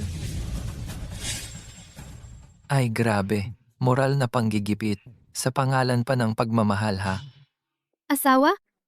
Isipin mo rin ako. Mahal kita. Tanong ko, mahal mo ba ako? Siyempre mahal na mahal kita, asawa ko. Hindi. Hindi mo ako mahal. Kung mahal mo ako, dapat iniisip mo rin ako. Hindi nga. Isipin mo nga, kung para magamot ang cancer mo, ubusin na natin lahat ng ipon natin tapos sa dulo, mawawala ka pa rin, ano na mangyayari sa akin? Paano kung gumaling ako? Napakaliit ng chance. Alam mo naman iyon. Lin Feng, huwag kang sobrang makasarili. Makasarili ako? Palaging sarili mo lang iniisip mo. Hindi mo iniisip ang nararamdaman ko. Hindi ba't makasarili iyon? Gusto ko lang mabuhay. Mali ba yon? Kung ikaw ang nagka-cancer, hindi mo ba gugustuhin na mabuhay? Hindi. Gugustuhin mo. Siyempre gugustuhin mo. Lahat ng tao gustong mabuhay. Kaso nga lang, hindi ikaw ang nagka-cancer. Kung ikaw ang nagka-cancer, hindi ko sasabihin na mag-divorce tayo. Aalalayan kita. Kung walang paraan para gumaling ka, susugal ako ng lahat ng meron ako para magpagamot ka. Aalagaan kita hanggang sa huling sandali ng buhay mo. Hindi ba pagmamahal yan? Nasasabi mo lang yan kasi ikaw ang may cancer. Kung ako ang nagka-cancer, hindi kita guguluhin. Makikipag-divorce agad ako, tapos mag-iisa akong maglalakbay, at titira sa pinakamagandang lugar. Yun lang kasi, hindi ikaw ang may cancer. Sinabi ko na kahit ako magka-cancer, hindi ko kailangan ng alaga mo, hindi ko kailangan ng sakripisyo mo. Ako lang ang magdadala ng lahat ng ito. Sigurado ka? Sigurado ako, kung ganoon din ang pagmamahal mo sa sarili mo, dapat gawin mo rin ang desisyon na ginawa ko. Kaya pala sa puso mo, mula simula hanggang dulo, hindi mo talagang gusto na magkasama tayo sa hirap. Mali ka na naman. Hindi ito tungkol sa pagtulong sa hirap. Ito ay problema mo lang. Hindi ko ito problema. Gusto mo ba pakinggan ang mga sinabi mo? Hindi mo ba napapansin na mali yung sinasabi mo? Saan ba ako nagkamali? Ano ang problema? Yung tinatawag mong pagsasama sa hirap ay gusto mo lang damay ako sa problema mo. Napaka-unfair naman nun. Sinasabi ko na patas lang dapat. Oo nga. Pag sinabi kong patas, sinasagot mo ako tungkol sa feelings. Kapag feelings ang usapan ko, patas naman ang sagot mo. Ay, lahat ng punto sinagot mo na. Hindi mo ba napapansin ang kalabuan ng mga sinasabi mo? Bakit ka ba nagmamadali? Siyempre, paano ba naman hindi ako kabahan? Hindi mo naiisip paano ako mabubuhay? Ikaw ang talaga makasarili. Ay, asawa, huwag kang masyadong magalit. Hindi naman ako ganun. Sinabi mo sa nanay natin ang tungkol sa atin. Hindi ito maliit na bagay. Siyempre, hindi lang dapat tayo ang magdesisyon.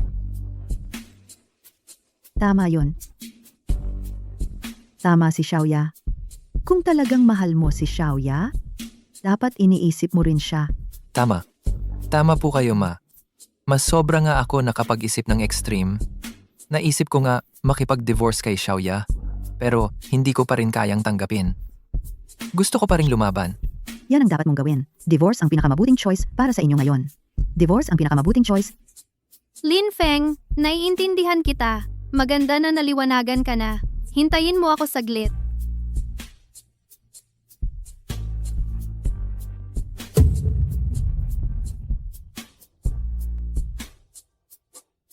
Kakastart lang natin pag-usapan ito, pero ikaw, nakaredy na agad yung divorce papers. Ha? Hindi kaya matagal mo nang balak ma-divorce ako? So, niloko mo talaga ako, no? Hindi? Ako nga. Ako to. Ako ang naghanda ng kasunduan sa diborsyo. Noong kasal pa lang kayo, nahanda ko na yan. Ginawa ko to para maiwasan na mangyari ang mga tulad na ngayon. Ma, anong ibig sabihin nyo? Huwag mo akong tawaging ma. Sobrang nadismaya talaga ako sa'yo. Si Xiaoya ay asawa mo. Paano mo nagagawang ganitong isipin tungkol sa kanya? Ako. Matagal ko na dapat sinabi to. Sakto lang na nangyari tong ngayon. Kaya sasabihin ko na sa'yo lahat. Pinagbaligtad mo ang kwento. Nagkunwari kang mas moral. Totoo nga, mas matalim ang mga may edad. Pagkatapos ninyong ikasal ni Xiaoya, kahit simpleng pagdamay, di mo nagawa. Si Xiaoya laging mag-isa sa bahay para sa'yo. Anong pinagkaiba niyan sa pagiging biyuda? Kahapon lang ako dumaan, doon ko lang nalaman na si Xiaoya kakalabas lang sa matinding sakit. Ayaw niyang mag-alala ka, kaya niyaya niya akong huwag sabihin sa'yo. Ma, hindi nyo na kailangang sabihin to sa kanya. Kung magdududa siya, bahala na siya magduda. Wala kaming tinatago. Maganda yang wala kayong tinatago. Kung hindi ko pa nakita ang CCTV, baka naniwala pa ako. Lin Feng, pakinggan mo. Kung meron ka pang konsensya, hiwalayan mo na si Xiaoya. Huwag mo na siyang palubogin pa. Siya. Inaamin ko, naging makitid ang isip ko. Hindi ko dapat pagdudahan si Xiaoya. Para akong mag-apologize sa kanya. Pero bakit kailangan mag-divorce? Hindi ko naman siya pinapahirapan. Hindi rin niya kailangang alagaan ako. Kung hindi kayo maghiwalay, mag-asawa pa rin kayo. Kung hindi ka aalagaan ni Xiaoya, anong iisipin ng mga tao kay Xiaoya? Iniisip mo ba ang sitwasyon ni Xiaoya? Ibig sabihin, wala kayong planong alagaan ako. Pumunta lang kayo dito para mag-divorce, ha? Oo, ngayong araw, kailangan talaga maghiwalay. Sige, mag-divorce na tayo. Dahil pumayag ka na, bilisan mo na ang pirma. Xing Shang. Xing Shang. Bilisan mo na ang pirma. Pag napirmahan mo, sabay tayong kumuha ng divorce certificate. Imposible yan. Hindi talaga ako papayag. Bakit? May problema ba? Siyempre may problema. Sa cash assets, hati tayo, wala akong reklamo. Pero ang kotse at bahay ko, pati yung lumang bahay ng mama ko, bakit ko ibibigay sa'yo? Tsaka, bakit pa ako magbibigay ng 500,000 bilang bayad sa inyo? Ano ba ang ipinaglalaban nyo? Siyempre, kabayaran ng kabataan ng anak ko. Nung nag-date at nagpakasal ka kay Xiaoya, nasayang mo ang 5 taon. Ng kabataan ni Xiaoya. Ako naman, 5 taon ko, hindi kabataan?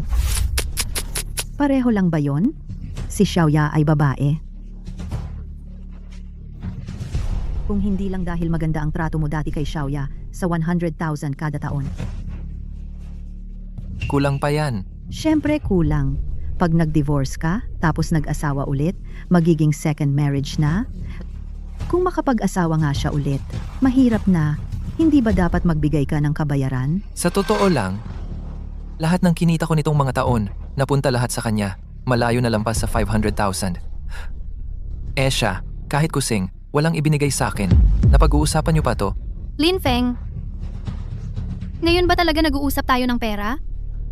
Pag kayo ang nag-usap, pwedeng wag bilangin. Pag ako, sinasabi niyo, nagiging masyadong mapagkwenta. Hindi ba masyadong mapagkwenta yon? Babae kasi ako. Di ba dapat lang na lalaki nagbibigay ng pera sa babae? Ibig sabihin, Natural lang na ganon? So, parang sinasabi mo na natural lang na ako ang magsakripisyo, no? di ba, kahit hindi mo ako pinakasalan, gagastos ka pa rin naman para sa ibang babae. Bakit parang ako lang ang may kasalanan dito? Ang importante, yang pera na yan. Nagastos ko na para sa'yo lahat. Alam ko namang ayaw mo. Pero ano ba naman ang kasalanan ni Xiaoya? Nagpakasal siya sa'yo, isang desisyong pinusta niya ang kaligayahan niya sa natitirang buhay niya.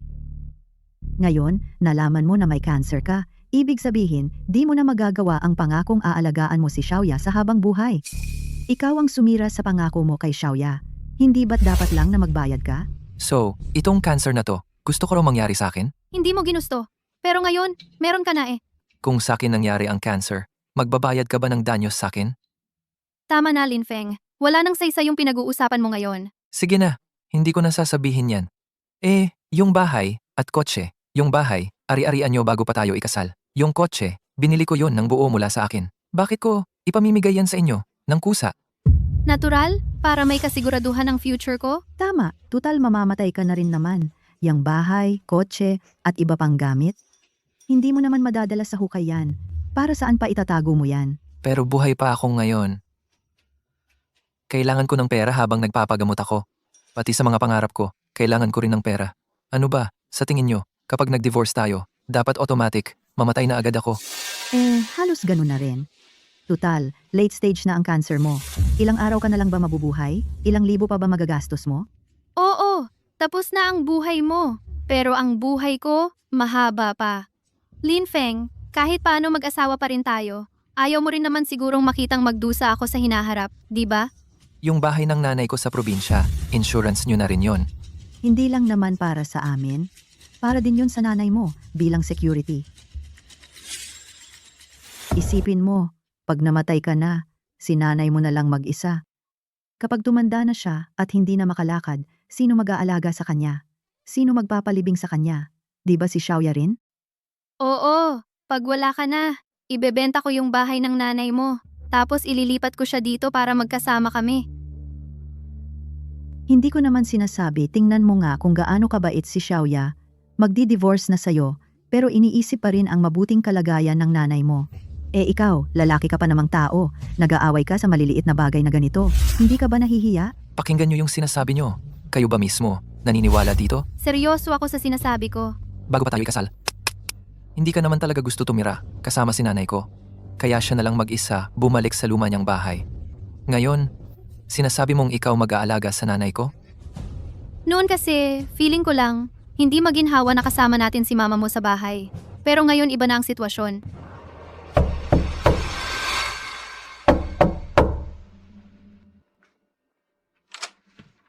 Xiao Feng,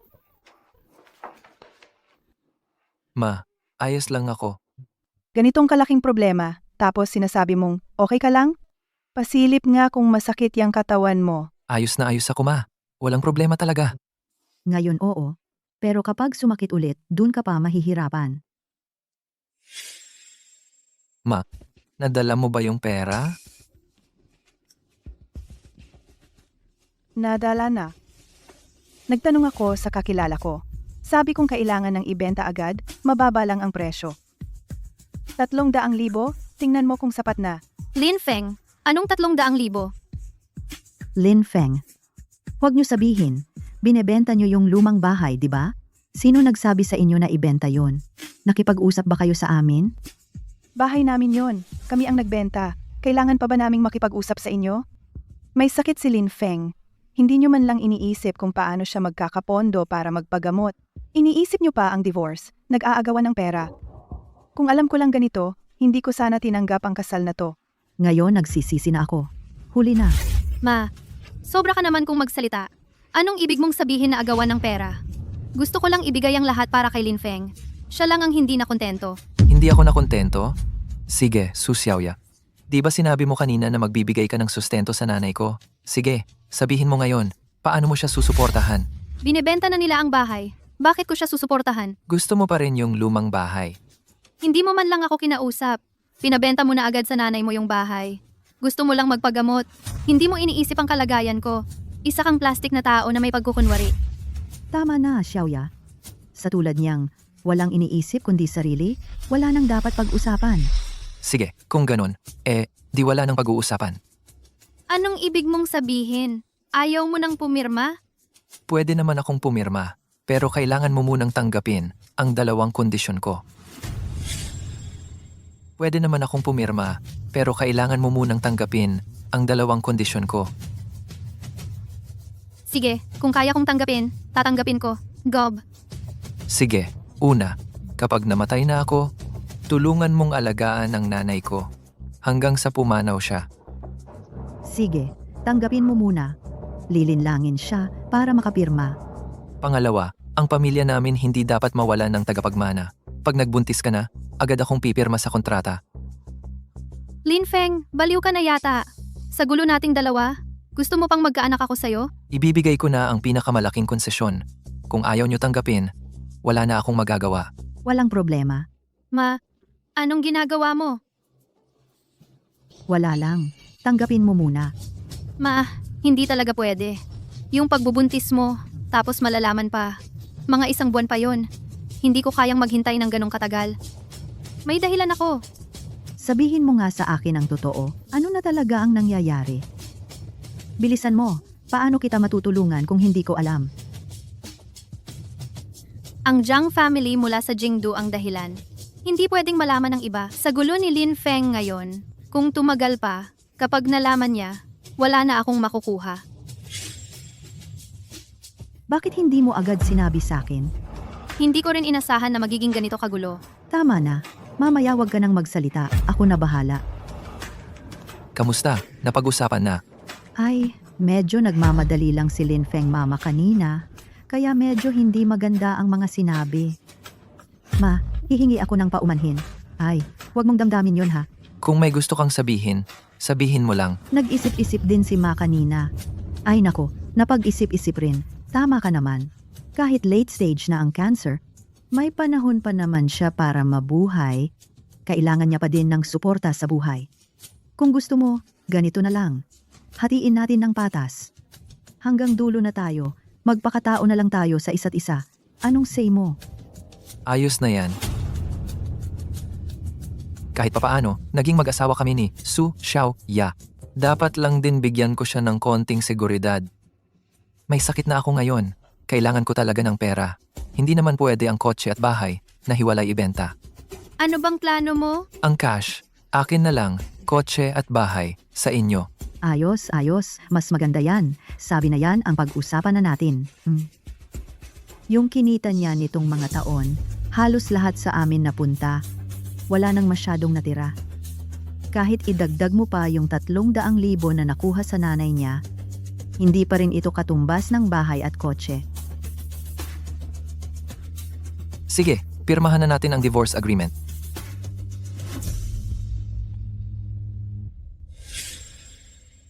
Hindi ba ngayon lang napagdesisyonan yung divorce? Paano agad na ihanda ang divorce agreement? Hindi mahalaga, pirmahan mo na lang muna.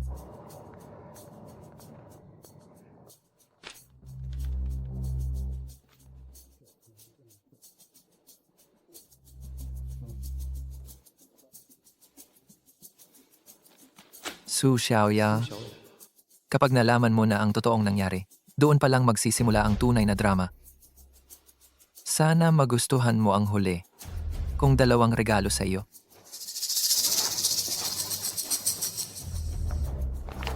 Napirmahan na ngayon. So, kailangan nyo na sigurong kunin ang certificate.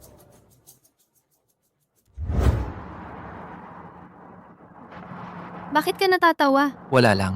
Naisip ko lang may mga tao talaga na masaya ang pagiging single. Parang kasal lang din. Parang ang saya lang pakinggan. Siyempre masaya ako. Hindi ko na kailangan bantayan pa ang isang walang silbing tulad mong may cancer pa. Super saya ko.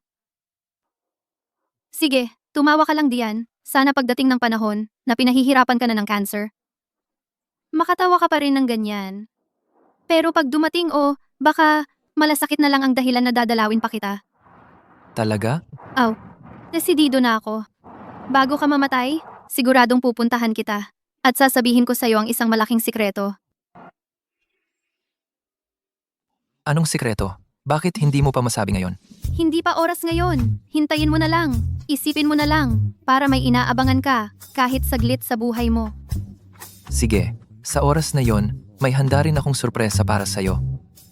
Totoo nga, pag malapit nang mamatay ang tao, mas tahimik na lang siya. Pero kung iisipin mo, ayos na rin ang naging buhay mo. Isipin mo, katulad mo pa, nakaasawa ng tulad ko. Sobrang malas mo. Sige, magyabang ka pa. May oras din na iiyak ka. Relax ka lang. Magtatagpo din tayo agad.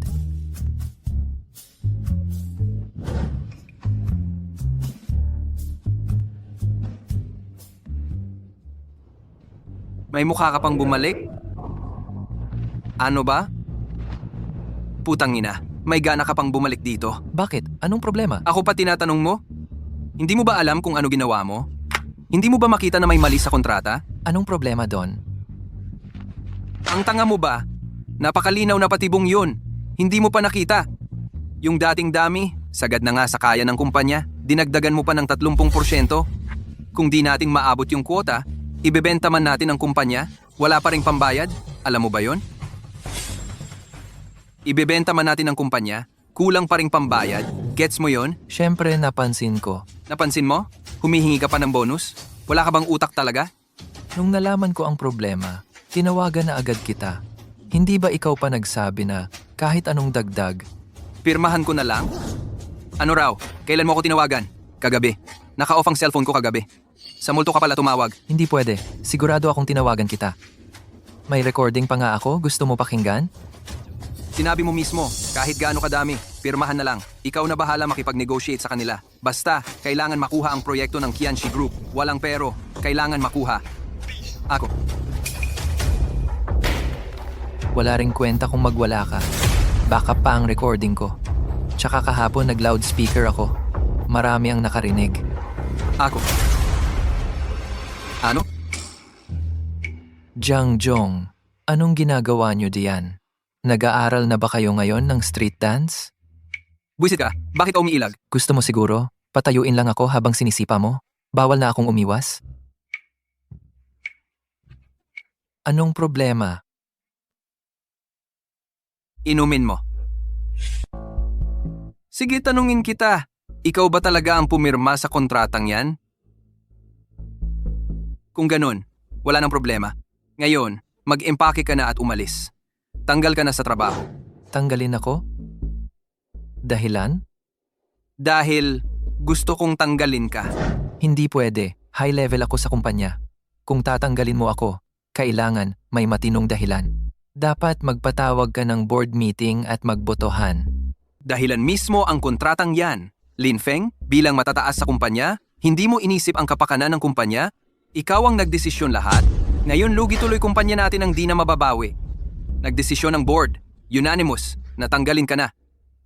Tandaan mo? Hindi ito usapan. Ipinaalam ko lang sa'yo.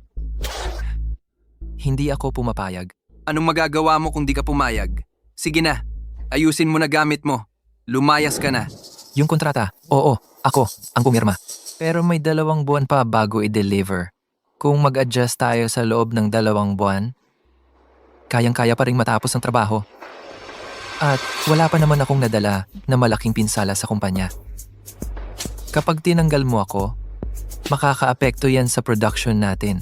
Saka ikaw rin ang may pananagutan sa damage sa kumpanya noon. Ikaw? Ako ang boss dito. May lakas ka pa bang tanggalin ako?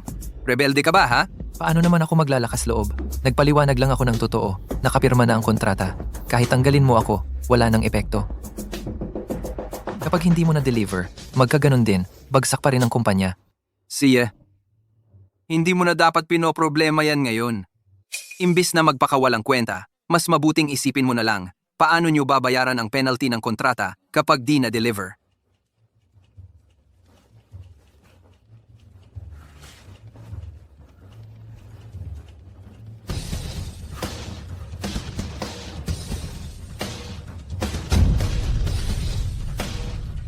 Anong ibig sabihin nito?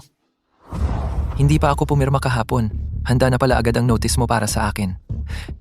Ano naman? Matagal mo na pala akong tinutulak pirmahan. Alam mo na agad na madadagdagan ang dami. Matagal mo na pala akong sinasadya ilagay sa patibong. Ngayon mo lang nalaman? Late na? Sabihin ko ng totoo sa'yo. Yung dagdag na 30% ni Lin Feng, matagal ko nang pinaproduce yon. Ang ibig sabihin, pagdating ng 2 buwan, kompleto na ang delivery. Paano mo naman nalaman lahat ito ng maaga? Hindi mo na kailangan pang alamin iyon. Ang tanging kailangan mong tandaan. Napakalakas ng koneksyon ko lampas pa sa inakala mo. Kapag gusto ko, kahit kailan, kaya kitang tanggalin sa lahat ng bagay na mahalaga sa'yo. Wala kang magagawa kundi panoorin. Wala kang magawa ni isa. Yan ang laki ng agwat natin. Tinatreatin mo ba ako? Wala ka pa sa level na matakot ako sa'yo. Nagsasabi lang ako ng totoong sitwasyon. Kaso nga lang, baka nakakairita lang sa'yo ang katotohanan ito. Ganon ba? Isa pa, huwag mong kalimutan, may non-compete agreement kang pinirmahan. Siguradong within 2 years, walang kumpanya ang kukuha sa'yo. Kaya kahit magkasakit ka, di mo magagawa. Ako naman, hawak ko ang kontratang ito. Talong-talo ka na sa akin. Makukuha ko ang lahat. Sigurado ka bang ikaw ang mawawala ng lahat? Hindi ako?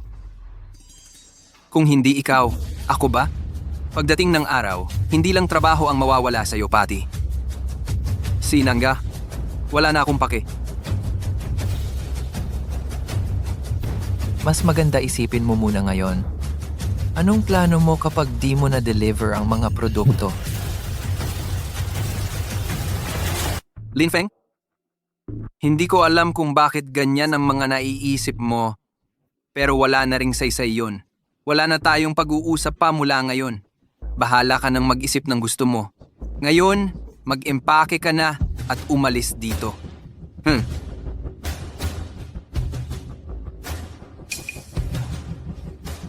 Anong balak mo?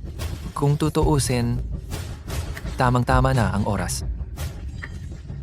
Ano bang dapat darating?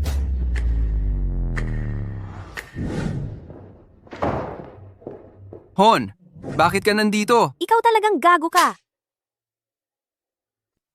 Bakit mo ako niloko?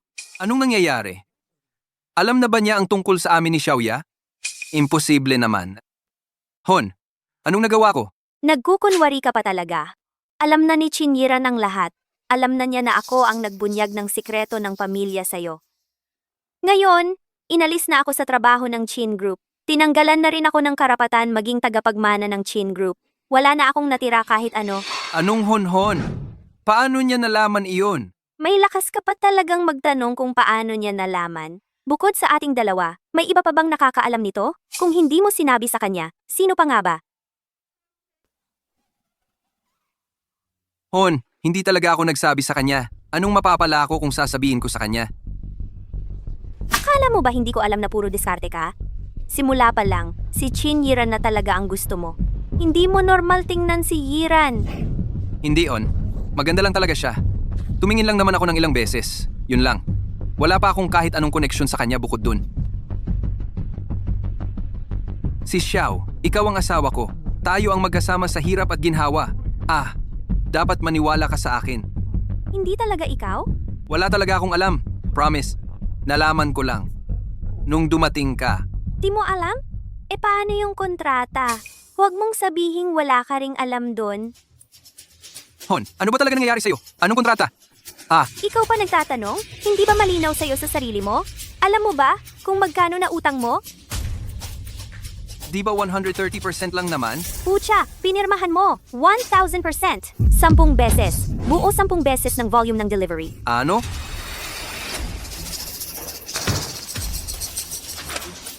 Ano? Paano possible yun?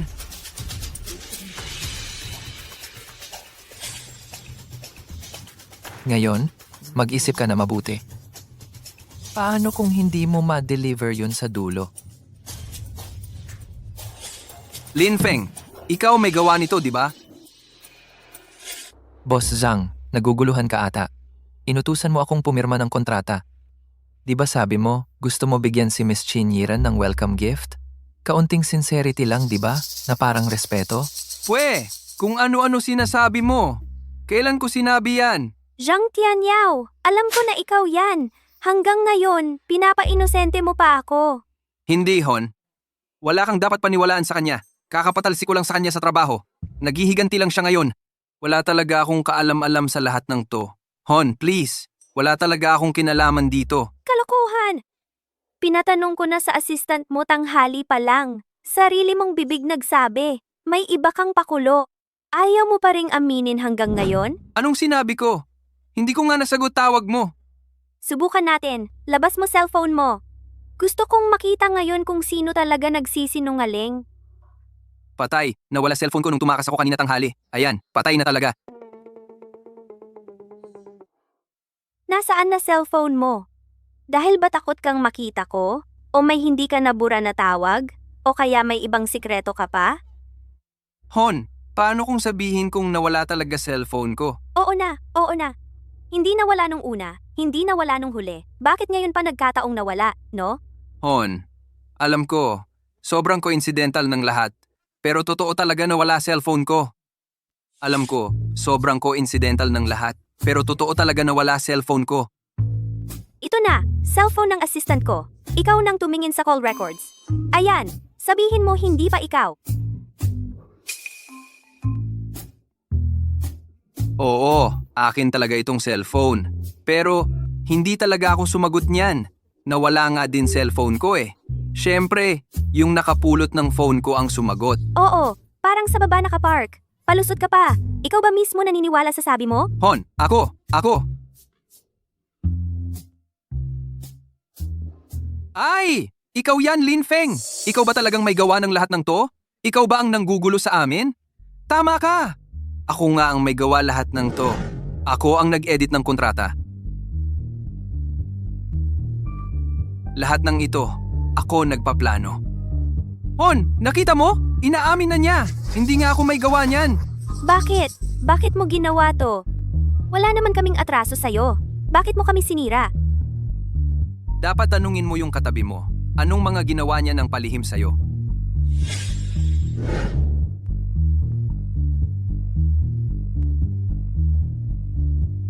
Ibig sabihin, nahuli niya na pala ako noon pa? Siguro nga hindi niya sinabi noon para dito ngayon. Hindi, imposible. Angal lang yun. Di kaya mag-isip ng ganyan kalalim. Ano bang ginawa mo, ha? Hon, wala talaga akong ginawa. Huwag kang magpaloko sa kanya. Napakasinungaling niyang tao na yan. Wala siyang kwenta. Tianyao, nandyan ka ba? Tianyao, tulungan mo naman ako. Tianyao. Ayan siya. Pumasok ka. Tianyao, tulungan mo naman ako. May nangyari sa pamilya ko. Anong ginagawa mo? Sino nagsabing lapitan at hawakan mo ako? Chin Xiao, bakit siya nandito? Jiang Tianyao, sino ba siya? Ano bang relasyon nyo? Hon, asawa siya ni Lin Feng. Yung asawa ni Lin Feng, may problema. Di lumapit kay Lin Feng. Bakit ako ang hanapin? Ni hindi ko rin alam. Boss Ching, misunderstanding po. Wala kaming relasyon ni Boss Jiang. Dati, nung may project kami, ilang beses lang siyang tumulong sa akin out of kindness. Kaya pag may problema ako, siya agad ang naiisip kong lapitan. Oo nga pala. Ngayon ko lang naalala. Tama, ako nga nagsabi niyan dati. Totoo, tumulong lang ako. Oo nga Hon, syempre. Totoo yun. Tumulong ako kasi mabuti lang talaga ang puso ko. Asawa siya ng staff ko eh. Kahit gaano ako kagago, hindi ako magkaka-interes sa asawa ng tauhan ko. Tama naman, di ba, Boss Chin? Tama yan, Boss Chin. Dapat, hindi nyo pagdudahan si Boss Jiang. Si Boss Jiang, sobrang bait na amo, inaalala lagi ang mga tao niya. Kapag wala ako dito sa Manila, hindi ko maasikaso asawa ko. Siya na mismo pumupunta sa bahay at inaasikaso asawa ko. Sinusubukan niyang tuparin lahat ng pangangailangan ng asawa ko. Sobrang natouch ako. Anong kayo? Kayo! Hon, wala namang ganun. Huwag kang mag-imbento. Wala talagang ganyan. Boss Chin, halatang nagpapanggap lang siya. Huwag kang maniwala sa kanya. Kaka-divorce lang namin yan. Mainitin ang ulo, kaya sinisiraan ako. Lin Feng, tama na. Kung may problema ka sa Tin, ako na lang. Huwag idamay iba. Pero kung tutuusin, ako talaga yung labis dito, di ba? Ano bang mga pinaggagawa nyo ng palihim? Hindi nyo ba alam? Ikaw ako, hindi ko talaga alam sinasabi mo. Boss Jiang, ikaw kaya? Alam mo ba? Ako? Siyempre hindi ko alam.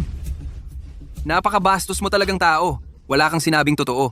Kung ganon, dahil wala kayong alam, pwede ko na kayong pagbalik-balik sa mga alaala nyo. Uy, Bakit ang dami mong cellphone? Mali ka. Hindi cellphone ang issue dito, kundi yung mga laman sa loob ng cellphone. Boss Chin, tignan ninyo na lang. Hon, wag mong buksan ang laman ng cellphone. Puro kasinungalingan lang laman yan. Bitawan mo.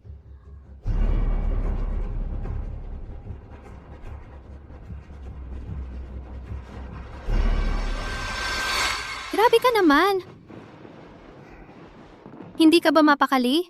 Paano pag nahuli ka niya? Eh yung saksakan ng tigas ng ulo na yon, kahit sa harap niya, hindi niya mauunawaan. Pero ikaw, bakit ka nagmamadaling ibaba ang tawag? Hindi ba mas thrilling kung sa harap niya? Ngayon ko lang nalaman na hilig mo pala yung phone games na ganyan. Sige, tatawagan ko siya ngayon.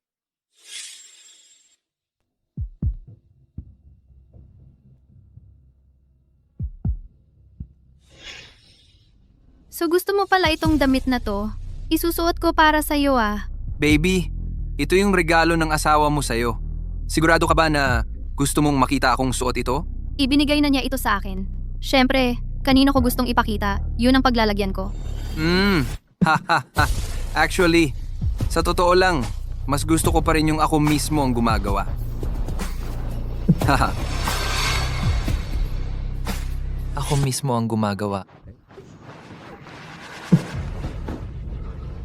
Ano pa bang gusto mong ipaliwanag? Inaalagaan mo na nga hanggang kama? Wife, huwag kang magpaloko sa kanya. Yung video na yon, peke lang yan, gawa-gawa niya. Siya talaga ang naninira sa akin.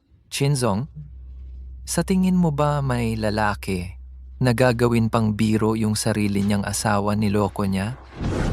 Wife, huwag mong paniwalaan ang sinasabi niya. Gaya niya, hayop na tao. Kahit ano pwede niyang gawin. Totoo man o hindi, mas alam mo yan kaysa sa akin. Wife, talaga naman alam ko na mali ako. Ako rin. Parang niloko ng demonyo. Siya talaga ang nangakit sa akin. Siya ang nagyaya sa akin. Sinabi mo pa na ikaw ang nangakit sa akin. Hindi ba ganon? Kung hindi ka dumating ng kunwari para kay Lin Feng, araw-araw mo akong inaakit. Magkakaroon ba tayo ng relasyon? Zhang Tianyao, hayop ka! Noong una, ikaw mismo ang gumamit ng posisyon ng asawa ko para takutin ako. Pinilit mo akong sumunod sa gusto mo. Binalaan mo pa ako. Sabi mo basta sumunod ako. Aalagaan mo ako habang buhay. Sinungaling. Lahat ng sinabi mo kasinungalingan. Walang hiya ka. Sasakal kita. Tumigil ka sa kakasabi ng kalokohan. Sasakal kita. Tama na.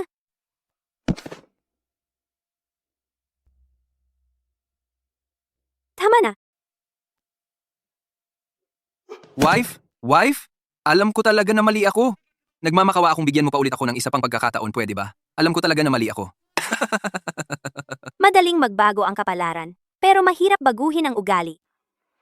Bulok na orange, bulok pa rin kahit kailan? Talaga namang nabobo lang ako kaya napangasawa kita. Sinabi ng ate ko na tama siya. Yung arranged marriage, isa lang talagang malaking katatawanan.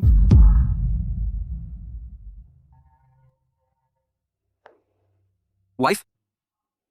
Hindi ka ba talaga makikipag-divorce sa akin? Ang pamilya nating dalawa, arranged marriage ito. Kapag nag-divorce tayo, mapapahiya ang magkabilang pamilya. Divorce? Hindi ako makikipag-divorce sa'yo. Ang divorce para sa isang katulad mo, masyado pang maganda. Gusto kong ipawalang bisa ang kasal natin. Ano? Wife, ano yung sinasabi mo? Kung mag-divorce ka sa akin, hindi papayag ang Jin family. Bago ako pumunta sa Haicheng, nakausap ako ng ate ko. Pinigyan ako nito. Ibinigay niya sa akin, kapalit ng 2% ng kabuuang kita ng Chin Group para makuha ko itong annulment papers. Noong una, akala ko nakakatawa siya. Pero ngayon, ang nakakatawa pala ay ako. Alam na pala niya ang mangyayari. Kaya pala hindi ako nananalo sa kanya kahit kailan. Wife, ako. Wala na ba talaga akong chance? Hindi ko nauulitin ng parehong pagkakamali. Dati, masyado akong nagkamali para sa'yo. Ang dami kong nasaktan, lalo na ang ate ko. Zhang Tianyao, simula ngayon, wala na tayong relasyon kahit kailan. Walang taong perpekto, sanay din magkamali. Kung nagbago, walang mas hihigit pa sa mabuti. Miss Chin, hindi pa huli ang pagising mo. Narinig ko galing sa ate ko ang tungkol sa'yo. Lin Feng, magaling ka. Welcome ka, kapag may oras ka, pumunta sa Jin, family, and Si, pupunta talaga ako. Wife?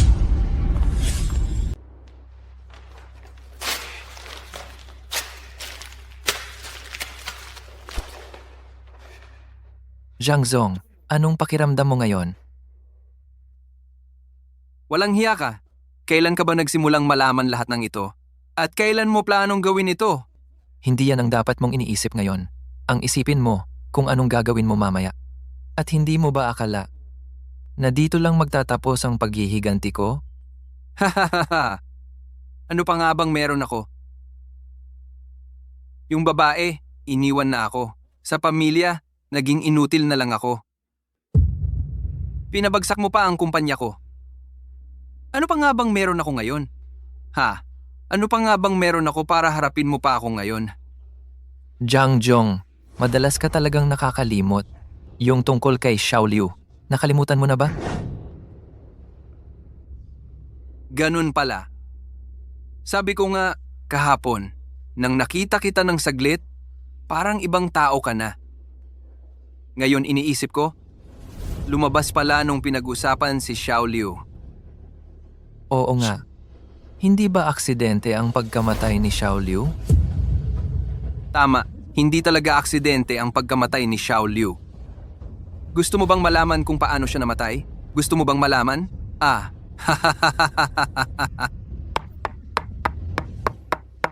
Yung inutil na yon, nalaman niya na ginagawa ko ang asawa mo sa kumpanya. Noong nasa opisina pa tayo nun, sinubukan pa niya akong takutin. Humingi ng overtime pay. Grabe, nakakatawa. Gusto niya lang naman ng dagdag na sahod. Kaya pinatay mo siya? Tama. Kung nagawa niya akong takutin minsan, pwede niyang gawin ulit na maraming beses. Kahit paano, boss pa rin ako ng kumpanya. Kapag pinabayaan kong pagtangkaan niya ako, kapag kumalat, nakakatawa lang ako sa harap ng lahat.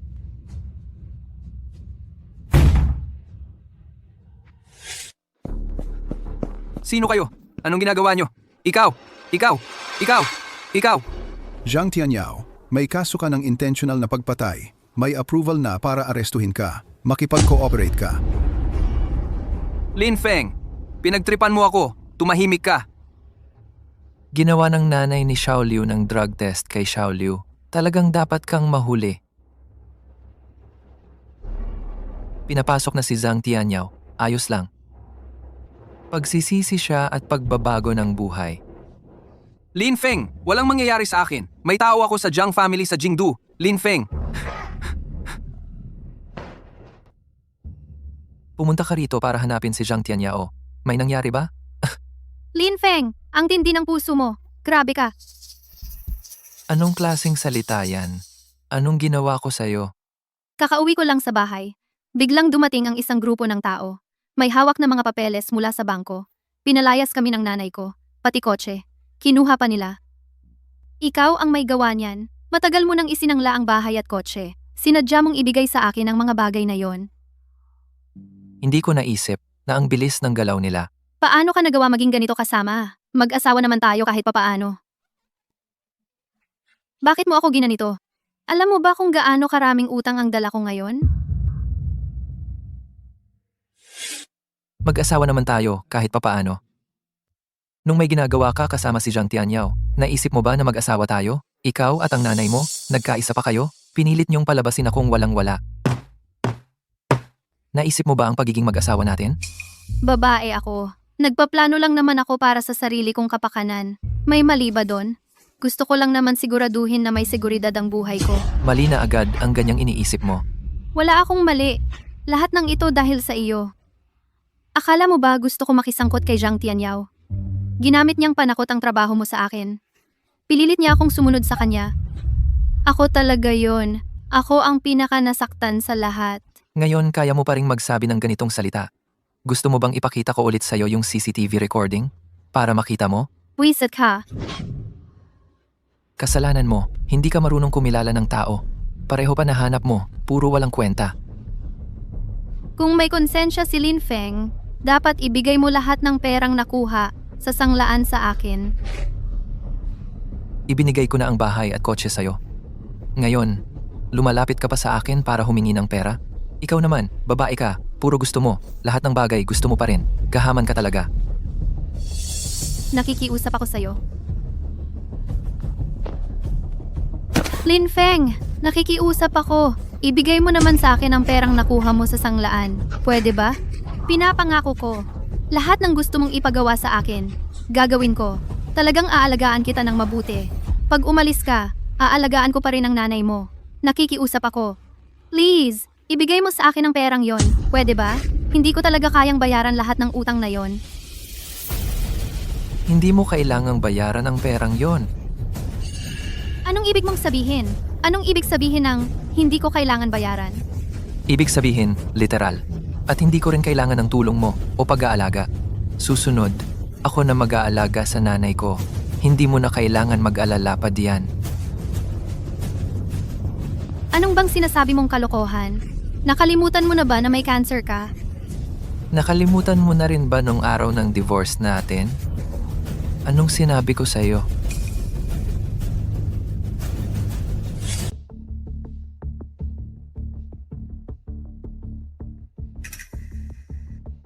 Hindi ba ito ang cancer report mo? Walang dapat pag-usapan diyan.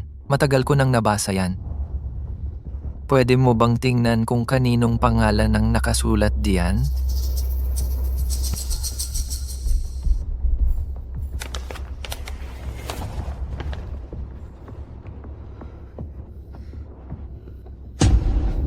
Bakit pangalan ko ang nakalagay?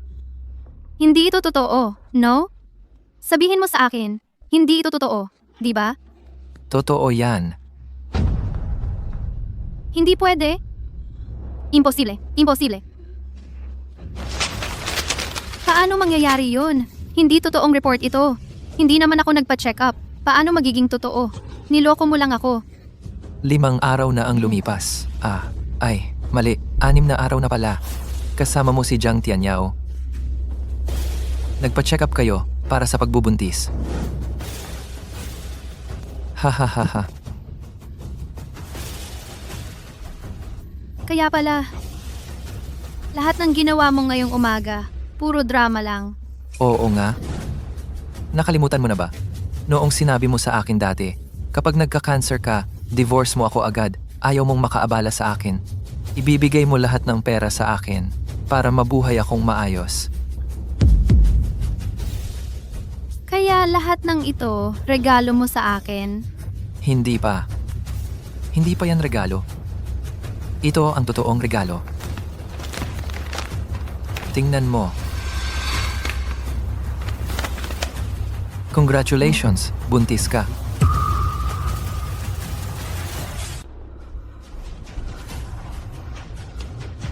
Tatlong linggo na. Pero 2 buwan na tayong walang nangyari. Ibig sabihin, ang bata ay... Ang batang ito, kay Jiang Tianyao. Paano mangyayari yun? Hindi pwede? Imposible.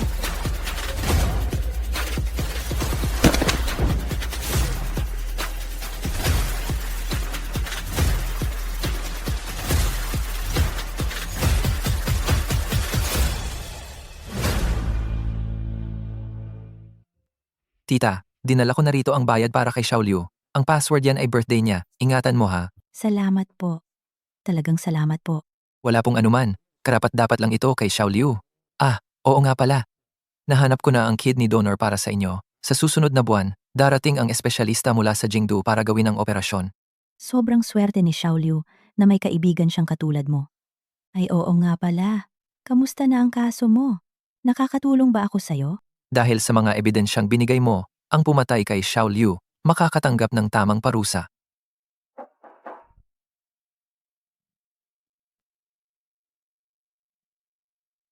Dr. Xu, anong nangyari? May problema ba kay Su Xiaoya? Galing Jingdu, may dumating na taga Zhang family, gusto niyang kunin si Su Xiaoya pa uwi. Bago siya umalis, gusto kanyang makita. Sige, wag na lang. Pakisabi na lang ang mensahe ko sa kanya. Sabihin mo, may kapayapaan siya sa natitirang buhay. Sipo.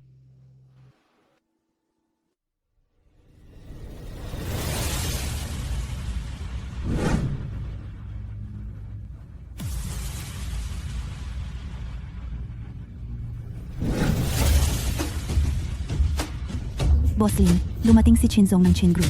Inaanyayahan kanya mismo sa birthday party niya. Ihanda ang sasakyan? Dumating siya sa akin mismo. Nasa baba lang ang kotse niya. Tara na.